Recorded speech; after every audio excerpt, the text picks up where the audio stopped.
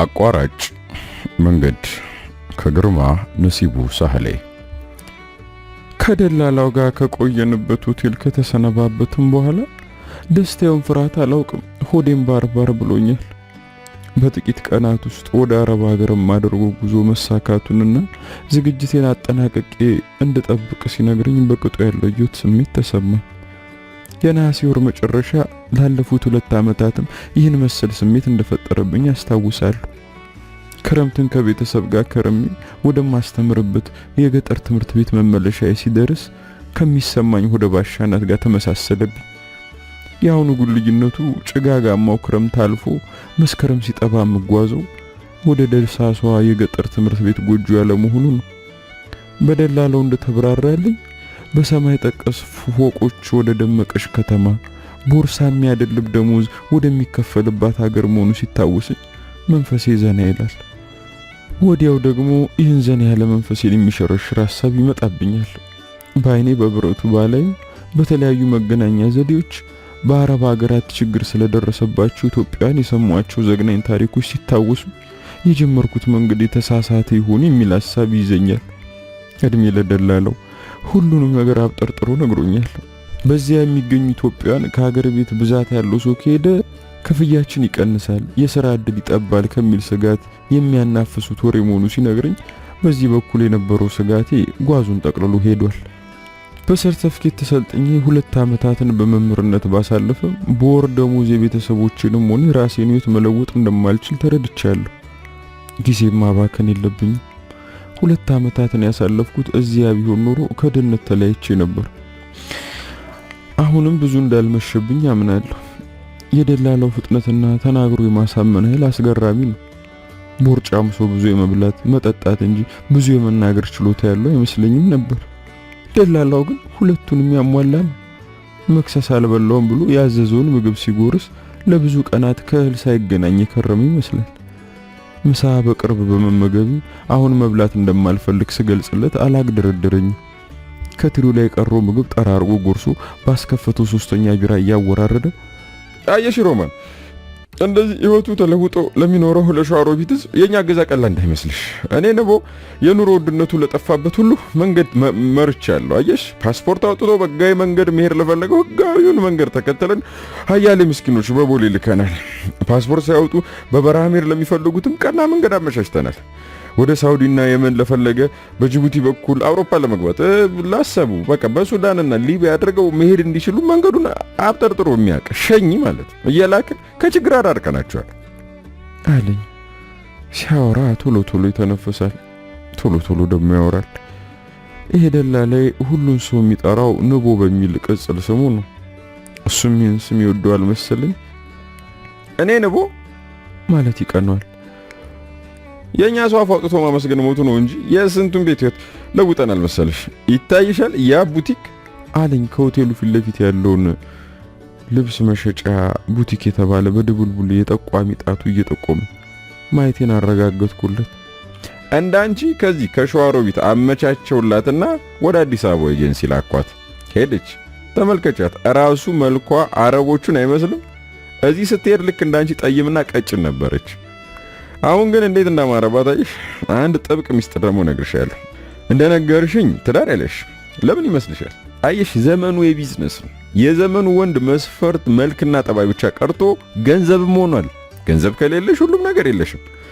ዛሬ ባለ ቡቲኳን ይኸውልሽ እጁ ለማስገባት የማይረባረብ ወንድ የለም። ለምን አትኝም? በቂ ገንዘብ አላታ አለኝ። አውራ ጣቱንና የሌባ ጣቱን ገንዘብ እንደመቁጠር እያፋተገ አለማግባቴን ባል ከማጣት ጋር ማያያዙ ትንሽ ከነከነ። አየሽ፣ የጉዞሽ ዘርፈ ብዙ ጠቀሜታ። ታዲያ መልኳ እንዳንቺ ነበር ስልሽ ኩራት እንዳይሰማሽ። የአንቺ አፍንጫ ጎማዳ ነው። በቀላሉ ጎማዳነት ይነገረኝና ሲስቅ ዘርዘር ያሉ ጥርሶቹን አስጎበኘኝ። 2 ዓመት ሰርታ መጣች። ይሄን የመሰለ ቡቲክ ከፈተች። ዛሬ እንኳን ለራሷ ለሌላ ሰው ትተርፋለች። ግን ምን ዋጋ አለው? የኛ ህዝብ ምቀኛ ነው። አሁን ሄደሽ ብትጠይቂያት በጎን አታወራለሽ። እሷ የደረሰችበት ሌላ ምስኪን እንዲደርስ አትፈልግም። ባለውለታነቴ መመስከር አይፈልጉም። የሚገርመው የሁሉም ባህሪ ተመሳሳይ መሆኑን አለ። ግንባሩ ላይ የመነጨው ላብ እየጠራረገ ነፋስ ለማግኘት የሸሚዙን ቁልፎች ከፋፈታቸው። የውሻ ማሰሪያ ሰንሰለት የሚያክል የአንገት ሐብል ከድፉጩ አንገቱ ላይ ወርዶ ቦርጩ ላይ ወድቋል። ለነገሩ አንቺ የሚለፈልሽ እንጂ ነገ ስመጪ ያው መቼም ዞር ብለሽ አታይኝ። ልክ አይደለው አለኝ በሸሚዙ እያናፈሰ። ውለታውን በመርሳታቸው በሌሎች ሴቶች አዘንኩኝ። ልብን ከፍቶ ማሳየት ቢቻል እንደዚህ አይነት ሰው አለመሆኔን እንዴት ባሳዩት። ውለታውን ለመመለስ ለራሴ ቃል ገባው። ምን ነው ባሳብ ነገርሽ? እኔንማ እዚህ ቁጭ አድርገሽ በነፃ ትራንስፖርት መጓዝ አትችይም። ይቅርታ በሐሳብ ነገርኩ አይደል? የልጅቱ ሁኔታ አሳዝኖኝ ነው። የሆነ ሆኖ ከአረብ ሀገር ነው ታማ የመጣችው ሲሉ ሰማው ልበል አልኩት ስፈራ ስጭር አለመሆኑ እንዲያረጋግጥልኝ ልብ እየተመኘ። አየሽ ተመልክች፣ የኛ ህዝብ ምቀኛ ነው ያልኩሽ ከምንም ተነስቼ አይደለም። በኔ ሙት ምን አረብ ሀገር ሄዳ የመጣች ይመስላል። እኔ እኮ የሚገርመኝ ፍቅር ያሳበደውም ልክፍት ያዘውም መርካቶ ስትንከረፈፍ መኪና ገጭቷት በክራንች የምትሄደውም በፈረደበት አረብ ሀገር ማላከክ ምን ይሉታል? እሷ እብደቷ ከናቷ ነው። ታዲያ አሮጊቷ ሴዳ ነው። ህዝባችን በሬ ወለደ ያበዛል። እብደቷ የዘር ዛሬ እናቷ እንዴት እንደተለየቻት አላውቅም እንጂ አይለያዩም፣ ያው ናቸው። ሞባይሉ አቃጨለ። ሲመገብበት የነበረው እጁን በሶፍት ጠራረገና ከሆቴሉ ፊት ለፊት ወደ አቆማት ፒካፕ መኪና ሄዶ ተደግፎ ማናገር ጀመረ። ደግሞ ተመልሶ መጣና በቆሙ ቢራውን ጨለጠ። ከፊት ለፊታችን የተቀመጠችውን አስተናጋጅ ጠርቶ ሂሳብ ከፈለ። ሂሳቡን ሊሸፍን የሚችል ገንዘብ የለኝምና ልክፈል ብዬ አልተግደረደርኩ። ቢኖረኝና በከፈል ግን እርካታዬ ወደር አልነበረውም። ውለታውን ካሁን ጀምሬ መመለስ ምችል እንዴት በተደሰትኩ። እኔም ኮካኮላዬን ጨለጥኩ። ይኸውልሽ መምህርት ሮማን የአዲስ አበባ ኤጀንሲ ነው የደወለልኝ። የብዙ ወጣቶች ቪዛ መጥቷልና ዝርዝራቸውን ኢሜል አድርጌላለሁ ነው የሚለኝ። ስለዚህ ወደ ቤት መሄድ አለብኝ። አንቺም መዘጋጀትና ቤተሰብሽን መሰነባበት ሳይኖርብሽ አይቀርም። ለማንኛውም ዝርዝሩ እስካለሽበት በእጅ ስልክሽ ደውልሻለሁ አለና ከእግር እስከ ራስ ያተኩሮ አየኝ። ለመሰናበት ጨበጠኝ። ግራ እጁን ደርቦ ይዞ እጅን አሻሸ። በጣቱ ላይ ያጠለቀው የሞዓ አንበሳ ምስል ያለበት ትልቅ የወርቅ ቀለበት በድቡልቡል ጣቱ ስጋ ውስጥ ገብቶ ከርክሮ የሚበጥሰው ይመስላል። እኔ ነቦ የጀመርኩት ስራ በአጭር ቀን እንደሚሳካ ተማመኝ ብዬሽ ነበር። ቃል ነው። ለማንኛውም ደውልሽና ምሽቱን አብረን እናሳልፋለን። ኦኬ? አይኑን እያስለመለመ ሲያይ እንደነገጥኩ ምላሽ ሳልሰጠው እጄን ወፍራም ስጋ ከሞላው መዳፍ ውስጥ ፈልቅቄ ያወጣው። ለማንኛውም ደውልሻለሁ አለኝና ፒካፕ መኪናውን አስነስቶ ተንባው እርሻ ልማት ወደሚወስደው መንገድ ተፈተለከ። ቪዛው መጥቷል የሚለው ዜና ለመስማት ልቤ ቸኮለ። በድንገት የጀመርኩት ጉዳይ እንደዚህ መፋጠኑ ራሴን ከእድለኞች ተርታ እንድመድብ አደረገኝ። በእውነትም እንደ ስሙ ታታሪ ነው። ውለታውን እንዴት ከፍሎ ይሆን? ክረምቱን እቅዴ በደብረ ብርሃን መምህራን ኮሌጅ የዲፕሎማ ትምህርቴን መከታተል ነበር። ትምህርት ከመጀመሪ በፊት ከምሰራበት አንጾኪያ ገምዛ ወረዳ ደብረ ሲና ወደሚገኙት ወላጆች የሚሄድ ነበር። እግረ መንገዴ ለአመታት ያልጠየቅኳትና ሸዋሮቢት የምትገኘው አክስቴን ጠይቄ ማለፍ እንዳለብኝ ያሰብኩ። አክስቴ መሃን ነች። ተማሪ በነበርኩ ጊዜ ክረምቱን ማሳልፈው እሷ ዘንድ ነበር። ከ5 ዓመት ወዲህ ለመጀመሪያ ጊዜ አክስቴ ጋር ደረስኩ። ብቸኝነት ደቁሷታል። ልጅ ሆኜ ሳድግ እኔ ነኝ የምጦርሽ እላት የነበረው ትዝ አለኝ። እሷም ቃሌን ባለመጠበቄ ማዘኗን ገለጸችልኝ። ቃሌን መጠበቅ ያልቻልኩት ደሞዜ ከእጅ ወደ አፍ በመሆኑ ምክንያት መሆኑን ለማስረዳት ሞከርኩ። አሁን ግን ራሴን ለማሻሻልና የተሻለ ደሞዝ ለማግኘት የዲፕሎማ ትምህርቴን ለመከታተል ማሰቤን ነገርኳት። በግርምት ትኩር ብላ አየች። ልጅም ሆነሽ የሚጠቅምሽና የሚጎዳሽን አትለይም። ቾክ ለማቡነን አመታት በትምህርት በማሳለፍ ማሰብሽ የጤንነት አይደለም አለች። እንደ እድሜ ኩዮቼ ወደ አረብ ሀገር ሄጄ ቢያንስ 2 ዓመት ሰርቼ ብመለስ እንደሚሻል ነገረች። እናቴንም ሆነ እሷን መርዳትና ከገጠር ወጥቼ የተሻለ ህይወት መኖር የምችለው በዚህ መንገድ ብቻ እንደሆነ ጠቆመች። ታዲያን ከሰማው በኋላ 4 ክረምቶችን በትምህርት ማሳለፍን ሳስብ የቁንዲን ተራራ የመውጣት ያህል ደከመኝ። ያክስቴ ሐሳብ በልቤ ውስጥ አደገ። እናቴንም አማከርኳት። 4 ትናንሾችን ያለ አባት እያሳደገች ይችላለች እናቴ። ያክስቴ ሐሳብ ከሰማይ እንደወረደ መናየች።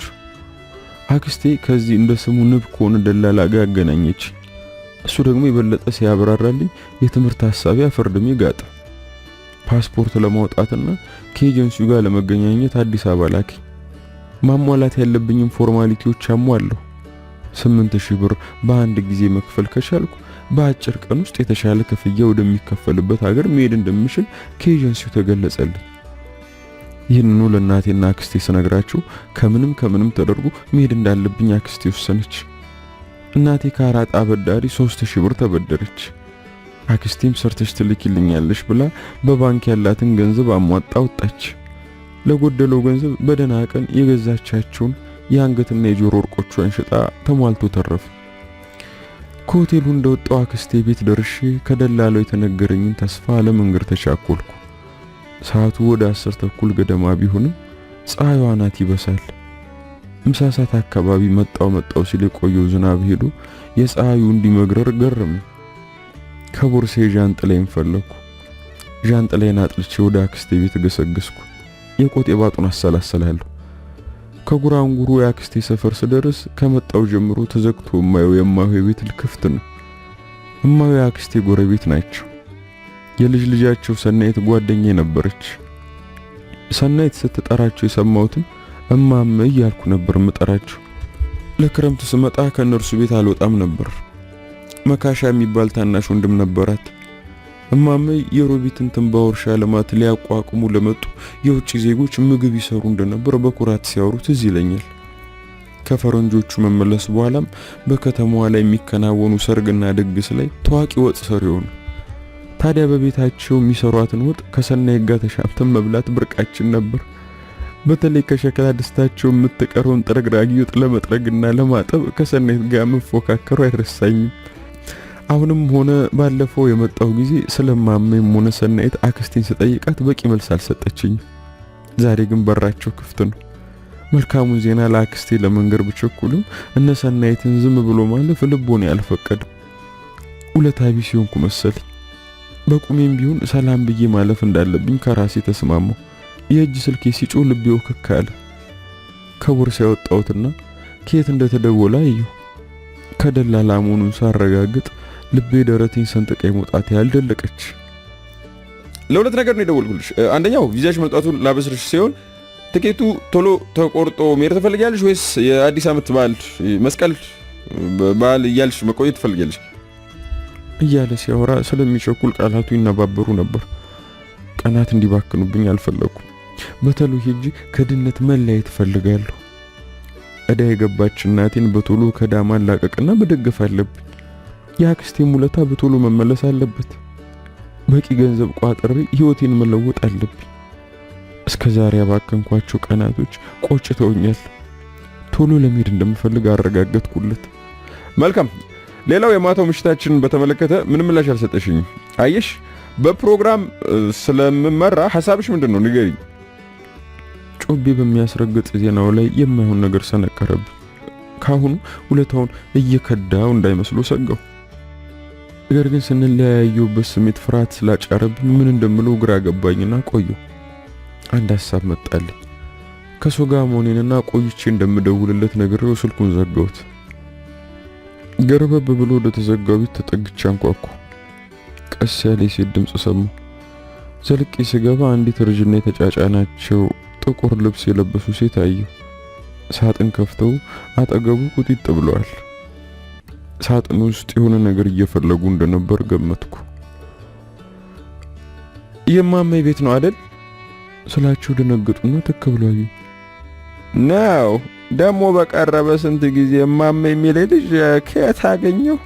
ለሞኑ አንቺ ማነሽ? አሉ ሳጥኑን ዘግተው ቁጢጥ ካሉበት እየተነሱ። ምናልባት ይረሱኝ ይሆናል። የሰናይትን ስም ልጠራ ስል አንዳች ስሜት ጨመደደኝ። ለምን ጥቁር ልብስ እንደለበሱ ሳላረጋግጥ መዘላበድ ፈራው። የይመናሹ የእህት ልጅ ነኝ። ልጅ ሆኜ ክረምት ላይ መጣ ነበርኩ አስታውስኝ አልኩኛ አፌ ሊተሳሰር እየፈለገ። ወይ ያቺ ደብረ ሲኗ የእህቷ ልጅ ወይ አፈር ልብላ የሰንዬ ጓደኛ አሉና ሳሙ። በስተቀኝ ወዳለውና ፍራሽ በተደረገበት ድንክ ላይ አረፋልኩ። ቤቱ ወናውን ይሸታል። ግድግዳው ሸረሪት ድሮ ሮታል። ድሮ ጊዜ ቤታቸው ሁሉ በስርዓት የጸዳ እንደነበር ትዝ ይለኛል። አሁን አንቺም እናትሽም ጥፍት አላችሁ፣ በደናችሁ ነው? አሉኝ የከደኑት ሳጥን ላይ እየተቀመጡ። ምን ይደረግ ብሎ ነው? አይመች ስራው። ስራ ላይ ነሽ አሉኝ ካፌ ነጠቅ አድርገው። አዎ መምህርን አንጠልጥዬ ተውኩት። ለካስ ከዚህ በኋላ መምህር አይደለሁም። ያው ሰው ያደላት እናት እንደ ልጇን ፍሬ ታያለች። ይኸውልሽ የሰንዬ ነገር እንዲሆነ ቀረ። ጥቁር ቀለም በተነከረና ነጭነቱን በረሳ ነጠላቸው ጫፍ እንባይ ከተር አይናቸውን እየጠረጉ ነው እንዲሚሉ አንገታቸውን ሸፍኖት የነበረው ነጠላ ከግራ በኩል ሲንሸራተት ቀይ አንገታቸው ላይ ጥሩ ሳሌ ሳሉ የሚመስል ንቅሳታቸው እስከ ደረታቸው ዘልቆ ታየ። ቆዳቸው ቢጨማደድም ንቅሳቱን አልደበቀውም። በዚህ ንቅሳታቸው ላይ ወፍራም የአንገት ወርቃቸውን ሲያደርጉበት እንዴት ያምረኝ እንደነበር ታወሰ። ሀብላቸውን አስቀምጠው ሲወጡ እኔና ሰናይት ተደብቀን እያፈራረቅን አንገታችን ላይ እናደርግ የነበረውም ታወሰኝ። ካነጋገራቸው ሰናይት በሕይወት እንደሌለሽ ገመትኩ። ምን ማለት እንዳለብኝ ግራ ገባኝ። ስንት ጊዜው ናት እማሜ አልኳቸው፣ የሰናይትን ምስል በአእምሮ እየሳልኩ። ከሁሉም አይረሳኝ ጥቁር ሐር የመሰለ ረጅም ጸጉሯ ነበር። ጎመድመድ ያለችውና የደስደስ ያላትና ሳቂታ ልጅ እንደነበረች አስታውሳለሁ። ይኸውልሽ ተጣድፋ ሄዳ እንዲያውና ተመለሰች። ነገሮች ሁሉ ተወሳሰቡብኝ። አወራራቸው ጉዳዩን ሰምቼ እንደመጣው አስበው ነው። እኔ ግን ግራ ተጋብቻለሁ። ለመሆኑ የት ሄዳ ስትመለስ ነው የሞተችው? ምንም መተንፈስ አልቻልኩም። የነበረን ቅርርብ ሳስብ ውስጤ ተረበሽ። በማላችን ዝምታ ሰፈነ። አንቺ ሲመናሹ ጋር ተመጣሽ ቆየሽ በማለት በመሃላችን ያለውን ዝምታ ሰበሩት። አሁን እንኳን ከመጣው 3 ቀኔ ነው። ባለፈው ወርም መጥቼ ነበር። ነገር ግን ቤቱ ዝግ እየሆነብኝ ነው ያልጠየቅኩ አልኳቸው። ምን ላድርግ ብለሽ ነው? ያደራ ልጄ እንዲሆን አያየው ልቤ አርፎ አልቀመጣለኝ። በአንዱ መኪና ተንጠጥላ ወደ አንዱ ሀገር ሄዳ ለአይኔ እንኳን እንዳላጣት ብዬ ቤቴን ዘግቼ እሷኑ እንደ ጭራ ስከተሉ ላለሁ። ሁሉም ነገር እንቆቅልሽ ሆነብኝ። ሰናይት በሕይወት ማለት ነው? አፌ አድጦኝ መቼ እንደሞተች የጠየኳቸውን ልብ ባለ ማለታቸው ደስ አለኝ። አየሻት አይደል ሁኔታዋን? እንቦቃቅላ ልጄ ተሰው ተራ ወጣ አየሽልኝ አይደል? አምላክ እፎይ ተመስገን ብዬ እንዳላመሰግነው የማልሸከመው መከራ ሰጠኝ። ምን ነው ያኔ ሊሄድ ስትል አጥብቄ በከለከልኳት? ምን ነው እንደ ጓደኞቿ ትምህርቷን በተማረች? አያሌው እውነት ያንተን አንድ ነገር ያሳየኝ። ልጄን አክለፍልፈህ በለዚህ ዳረካት። ይኸውልሽ ቅዠት እንኳን የማያውቃት ልጄ የለየላት በሽተኛ ሆና ቀረች። ደረታቸውን በቀኝ እጃቸው እየደጋገሙ ደቁት። ደሞ አያሌው የሚባለው ሰው ምን አድርጎ ነው በሽተኛ ያደረጋት? ስልኬ ጮኸ። ሳየው የደላላው ቁጥር ነው። ስለ ምሽቱ ሊጨቀጭቀኝ እንደሆነ ስለገባኝ ስልኩን ማንሳት ፈራው። ዘጋሁት። ካነጋገራቸው የአእምሮ በሽተኛ እንደሆነች ገመትኩ። ነገር ግን ሳላረጋግጥ መዘላበድ አልፈለኩም። መጠየቅ አለብኝ። እማሜ እንደዚህማ ራስዎን አያጉዱ። ለመሆኑ ሰናይት ምንድነው የሆነችው? አልኳቸው። በግርምት ቀና ብሎ አዩ። የወረደብኝን ማታ አልሰማሽም ማለት ነው አሉኝ ቅሬታ በተቀላቀለበት ስሜት። ፍጹም አለመስማቴን ነገርኳቸው። እኔ እኮ ማደርቅሽ ይመናሹ ጉዴን ነግራሽ የመጣሽ መስሎኝ ነው። እንግዲህ ጉዴን ስሚው። የ10ኛ ክፍል ትምህርቷን ተፈትና ውጤቷን እንኳን ሳታይ እና እያሌው አረብ ሀገር ገንዘብ ይታፈሳል ሲሏት መሄድ እፈልጋለሁና ተበድረሽም ቢሆን 3000 ብር ታላመጣሽ አለች። አይሆንም ተየት አመጣለሁ ብል ድሮም እናት የሌለው ሰው ይኸው ነው ብላ እየየዋን አቀለጠች። ምን አደርጋለሁ ብዬ በደህና ቀን የተገዙ ወርቆቼን በሙሉ ሽጬ ሰጠሁ። አክለፍልፎ ላኳት። አብዳ መጣችልኝ። ይኸው ንግግራቸው ማለት ሰውነቴን ነዘረኝ። እኚህ ሴትዮ አረብ ሀገር ሊሄድ መሆኑን አወቁብኝ እንዴ? ውስጤ ሲመሰቃቀል ተሰማኝ። ያቺ በሆቴሉ ያየኋት አእምሮ በሽተኛ ምስል ተከሰተልኝ። በትክክል አስታወስኳት። ራሷ ነች። ግን እንዴት? የታሪኩ ቋጠሮ እንዲፈታና እንድሰማው ልቤ ቸኮለ። ጥቁር ልብስ ስለምን ለበሱ? ታናሽ ወንድሟ መርሸስ የት ሄደ? ይኸውልሽ የዛሬ ዓመት ሐምሌ እንዲሆን አመጣች። አንድ ሰሞን ጎረቤቱም ዘመዱም ሳይሰለች እየረዱኝ ጠበል ወሰድኩ፣ አልድናለች። ተስፋ ቆርጬ ቁጭ ብያለሁ። የእሷ ጓደኞች ትምህርታቸውን ቀጥለው ያው በየዩኒቨርሲቲው ይማራሉ። እሷ እንዲሆን አቀረች። ፈጣሪ ለኔ ይኸው 3 ክንድ ጉድጓድ አልሰጥ ብሎ የቁም መከራዬን እገፋለሁ። እናታቸው ሞት ነጠቀኝ። በእነሱ ተጥናንቼ ለወግ ደርሳለሁ ስል ተነስታ ሄደች። እዚያም ሜዳ አልደላትም። ሁሌ ደውላ እየየ ነው።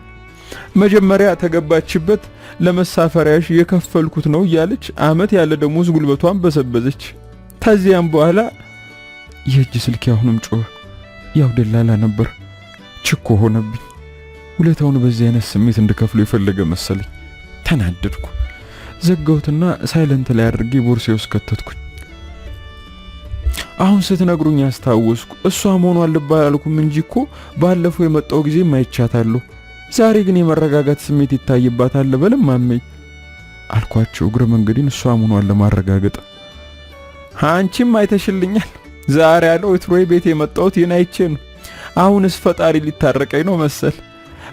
በፊት ላይን ያለሽ እያለሽ ታባረረኝ ነበር። ዛሬ ጧት ድንገት ወደ ነበርኩበት መጣች። ትኩር ብላ አየችኝና ጥምጥም ብላ አቀፈችኝ። ስቅስቅ ብላ አለቀሰች።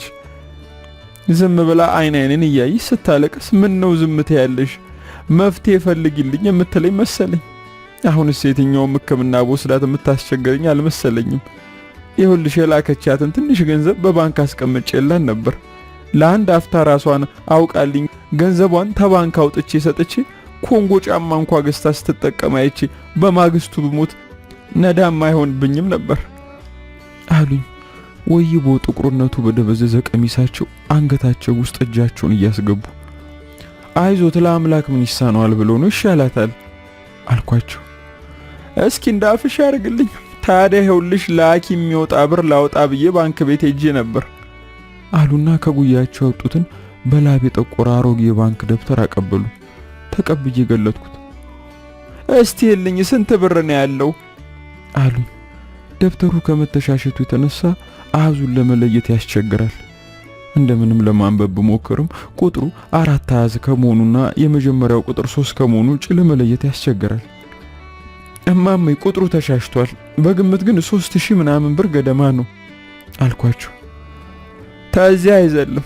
ይኸውልሽ ለሕክምናው አለ መኪናም ተባንክ ላውጣ ብዬ ብሄድ የባንክ ቤቱ ሰራተኞች ሁሉ አዲስ ኖሯል በጥርጣሬ ያዩኝ። የሮቢት ህዝብ እንደሆነ እናትና ልጆቹ እብዶች የሚል ስም አውጥቶልን የለም። ዘበኞቹ ላለማስገባት ሲያንገራግሩ በህግ አምላክ ብዬ ገባሁ። ውስጥ ላሉት ሰራተኞችም ደብተሩን አሳይቼ ገንዘብ ላውጣ ነው ስላቸው በጥርጣሬ ያዩኝ። ደብተሬን ተቀብለው አዩና እርስ በርሳቸው ተነጋገሩ። ኋላ መታወቂያ ሲሉኝ አልያዝኩም። ከዚያ ተመልሼ ስፈልግ ነው የመጣሽው። እንደው አይኑም እምቢ ብሏል እኮ እንደው እስኪ ነይ እስኪ ፈልጊልኝ። ውስጡ ያሉትን ወረቀቶች ማገለባበጥ ያስኩ። የዌስተርን ዩኒየን አርማ ያለበት ወረቀት እጄ ላይ ገባ። ገንዘብ ከውጭ ተልኮልኝም ሆነ ልኬ ባላቅም የገንዘብ መቀበያ እንደሆነ አላጣሁትም። ልጅ ያገኘሽው አሉኝ። ከውጭ ገንዘብ የተላከበት መሆኑን ገለጽኩላቸው። ጎሽ እሱንም አንድ ላይ ሰብስቢና በቅደም ተከተል እስኪ ያስቀምጭልኝ። እዝጊያር ብሎ ብትድን እነዚያ የተረገሙ አሰሪዎቿ እንዴት የላቧን እየቆራረጡ ይልኩ እንደነበር ማስረጃዬ ነው። መታወቂያችሁን አገኘሁላችሁ። ሰብስቢልኝ ያሉኝንም 4 ያህል የገንዘብ መላኪያ ወረቀቶች አገኘሁ። 4 ብቻ መሆኑን ነገርኳቸው። ቆይ እስቲ አሉና በጣታቸው እየቆጠሩ ጊዜውን ማሰላሰል ያዙ። ይሄው ነው 3 አመት ስትቆይ 4 ጊዜ ብቻ ነው ገንዘብ የላከችው። እንደ ሄደች ለአመት ያህል ለአየር የከፈልነው ነው ብለው ምንም ሳይከፍሉ አትቀሩ።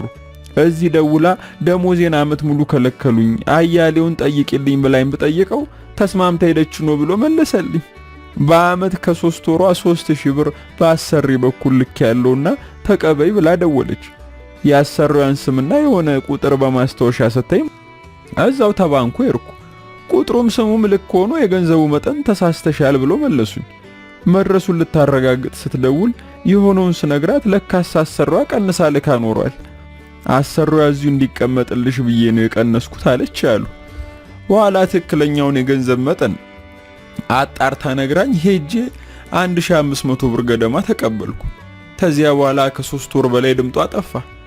ተከዙና ቆዩ። እኔም ለመጀመሪያ ጊዜ ላከችበትን ደረሰኝ ከላይ ያደረኩላችሁ። ከዚያ ልጅ በ3 ወሯ ገደማ ገንዘቧን ቆርጣ በመላኳና ደሞዝ ዛሬ ነገ እያለች አልከፍል ስትላት ጠፍታ ትወጣለች። ስትንከራተት መኖሪያ ፈቃድ ያላቸው ኢትዮጵያኖች አግኝተው እንደሸሸጓት ፓስፖርቷንና ፈቃድ ይሄ ወረቀቷን ሴትዮዋ እንደነጠቀቻትና መንቀሳቀስ እንደማትችል ዘርፋኝ ጠፋሽ ብላ ልታሳስራት እያስፈለገቻት እንደሆነም ነገረች። ያሄ እመቤቴ እንዴት ታደርግኝ ስል ሳነባ በ5ኛው ወሯ ደወለች። ፈቃድ የሌለው ሰው የሚቀጥር ጠፍቶ የሸሸጓት ልጆች ዋስ ሆኖ በዝቅተኛ ክፍያ ከአንድ አረብ ባልና ሚስቶች ቤት እንዳስቀጠሯት ነገረች። ለዕለቱ ተመስገን ብልም የመመለሻዋ ነገርና መጨረሻዋን ሳስብ ራሴ ዞር ይላል። ሰውን ሁሉ ባማከር ጠብ የሚል መፍትሄ አጣሁ። ሰው በገዛ እጁ እንዲያለ ማጥ ውስጥ መግባት ምን ይሉታል? መቼስ ለዕለት የምንበለው አላጣ ተበረቱ እዚህም ተሰርቶ ይኖራል። አቤት የኔ ፈተና እንዲያው ምን በድዬ ነው? ከግድግዳው በስተቀኝ በኩል ወዳለው የፈጣሪ ምስል አፈጠጡ። እኔ ግን የሰናይት የመመንሲ መስማት ስለጓጓው ታሪኩ እንዲያቋርጡብኝ አልፈለኩ።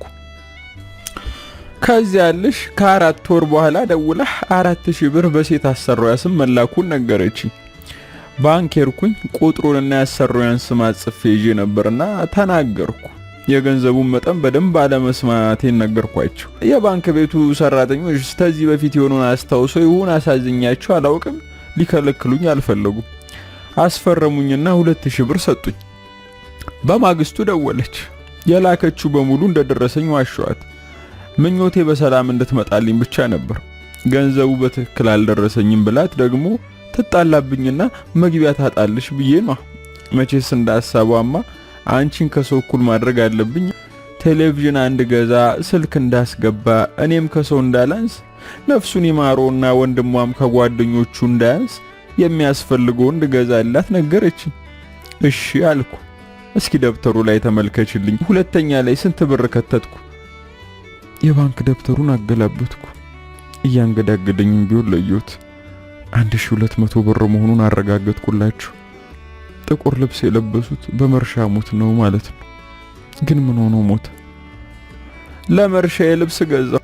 እኔ እንደሆነ እድሜ ሰጥቶ ያለኝን ያስለብሰኝ ብዬ ከምንም የተረፈችውን ገንዘብ ድንገት ብትመጣ ለዕለቷ ገንዘብ እንዳይቸገራት ብዬ የማሰላስለው እንዴት አርጋ መታ ሳልሞት አይኗን እንደማያት ብቻ ሆነ። መቼስ ሐሳብ አትውጪ ብሎኝ የለም። መርሻዬ ደግሞ ከምን አይነት ጓደኛ እንደገጠመ አላውቅም። በወጣ በገባ ቁጥር ከቴ ብር አውጥተሽ ይሄን ካልገዛሽ ገንዘብ ካላመጣሽ ሆነ። የላከችው ገንዘብ ባንኩን የሞላ መሰለው። 9ኛ ክፍል ደርሶ ነበር ትምህርት ቤት ተጠርቼ እጂ ስሰማ ትምህርቱ እንደማይማር የጫትና የትንባው ሱሰኛ መሆኑን እንደተደረሰበትና እንደተባረረ የሰማው። ትምህርቱን ተወ። ነጋ ጠባ ተነስቶ የእህቴን ገንዘብ ባንክ እየቀረቀርሽ ይለኛል። እኔ አፈር ልብላል። እንዲህ ለሞት ኖሯል ያለ እድሜ ለሁሉ ደረስኩ ያልከው። አቤት የኔ ጉድ! በስተርጅና ለጉድ ጎልቶኝ ባልጠበቅኩትና ባልጠረጠርኩት ሰዓት ዘው ብዬ በገባውበት ቤት የገጠመኝና የምሰማው ታሪክ ሰው ቢያወራልኝ ለጠረጠረው ይችል ነበር። ግን የሆነና የተደረገ ለመሆኑ ቅንጣት የማያጠራጥር መሆኑን ሳስብ ግራ ግብታለኝ። ከዚያ ልሽ ከ3 ወር በኋላ የምትደውልበት ጎረቤት ደውላ ስልክ አላስገባሽም ወይ አለችኝ። እየጠየቅኩ መሆኑን ዋሸኋት። ቴሌቪዥኑንም እንደገዛው ቀባጠርኩ። ምን ላድርግ? በሰው ሀገር ከምትናደድብኝ ብዬ ውሸትም ለመድኩ።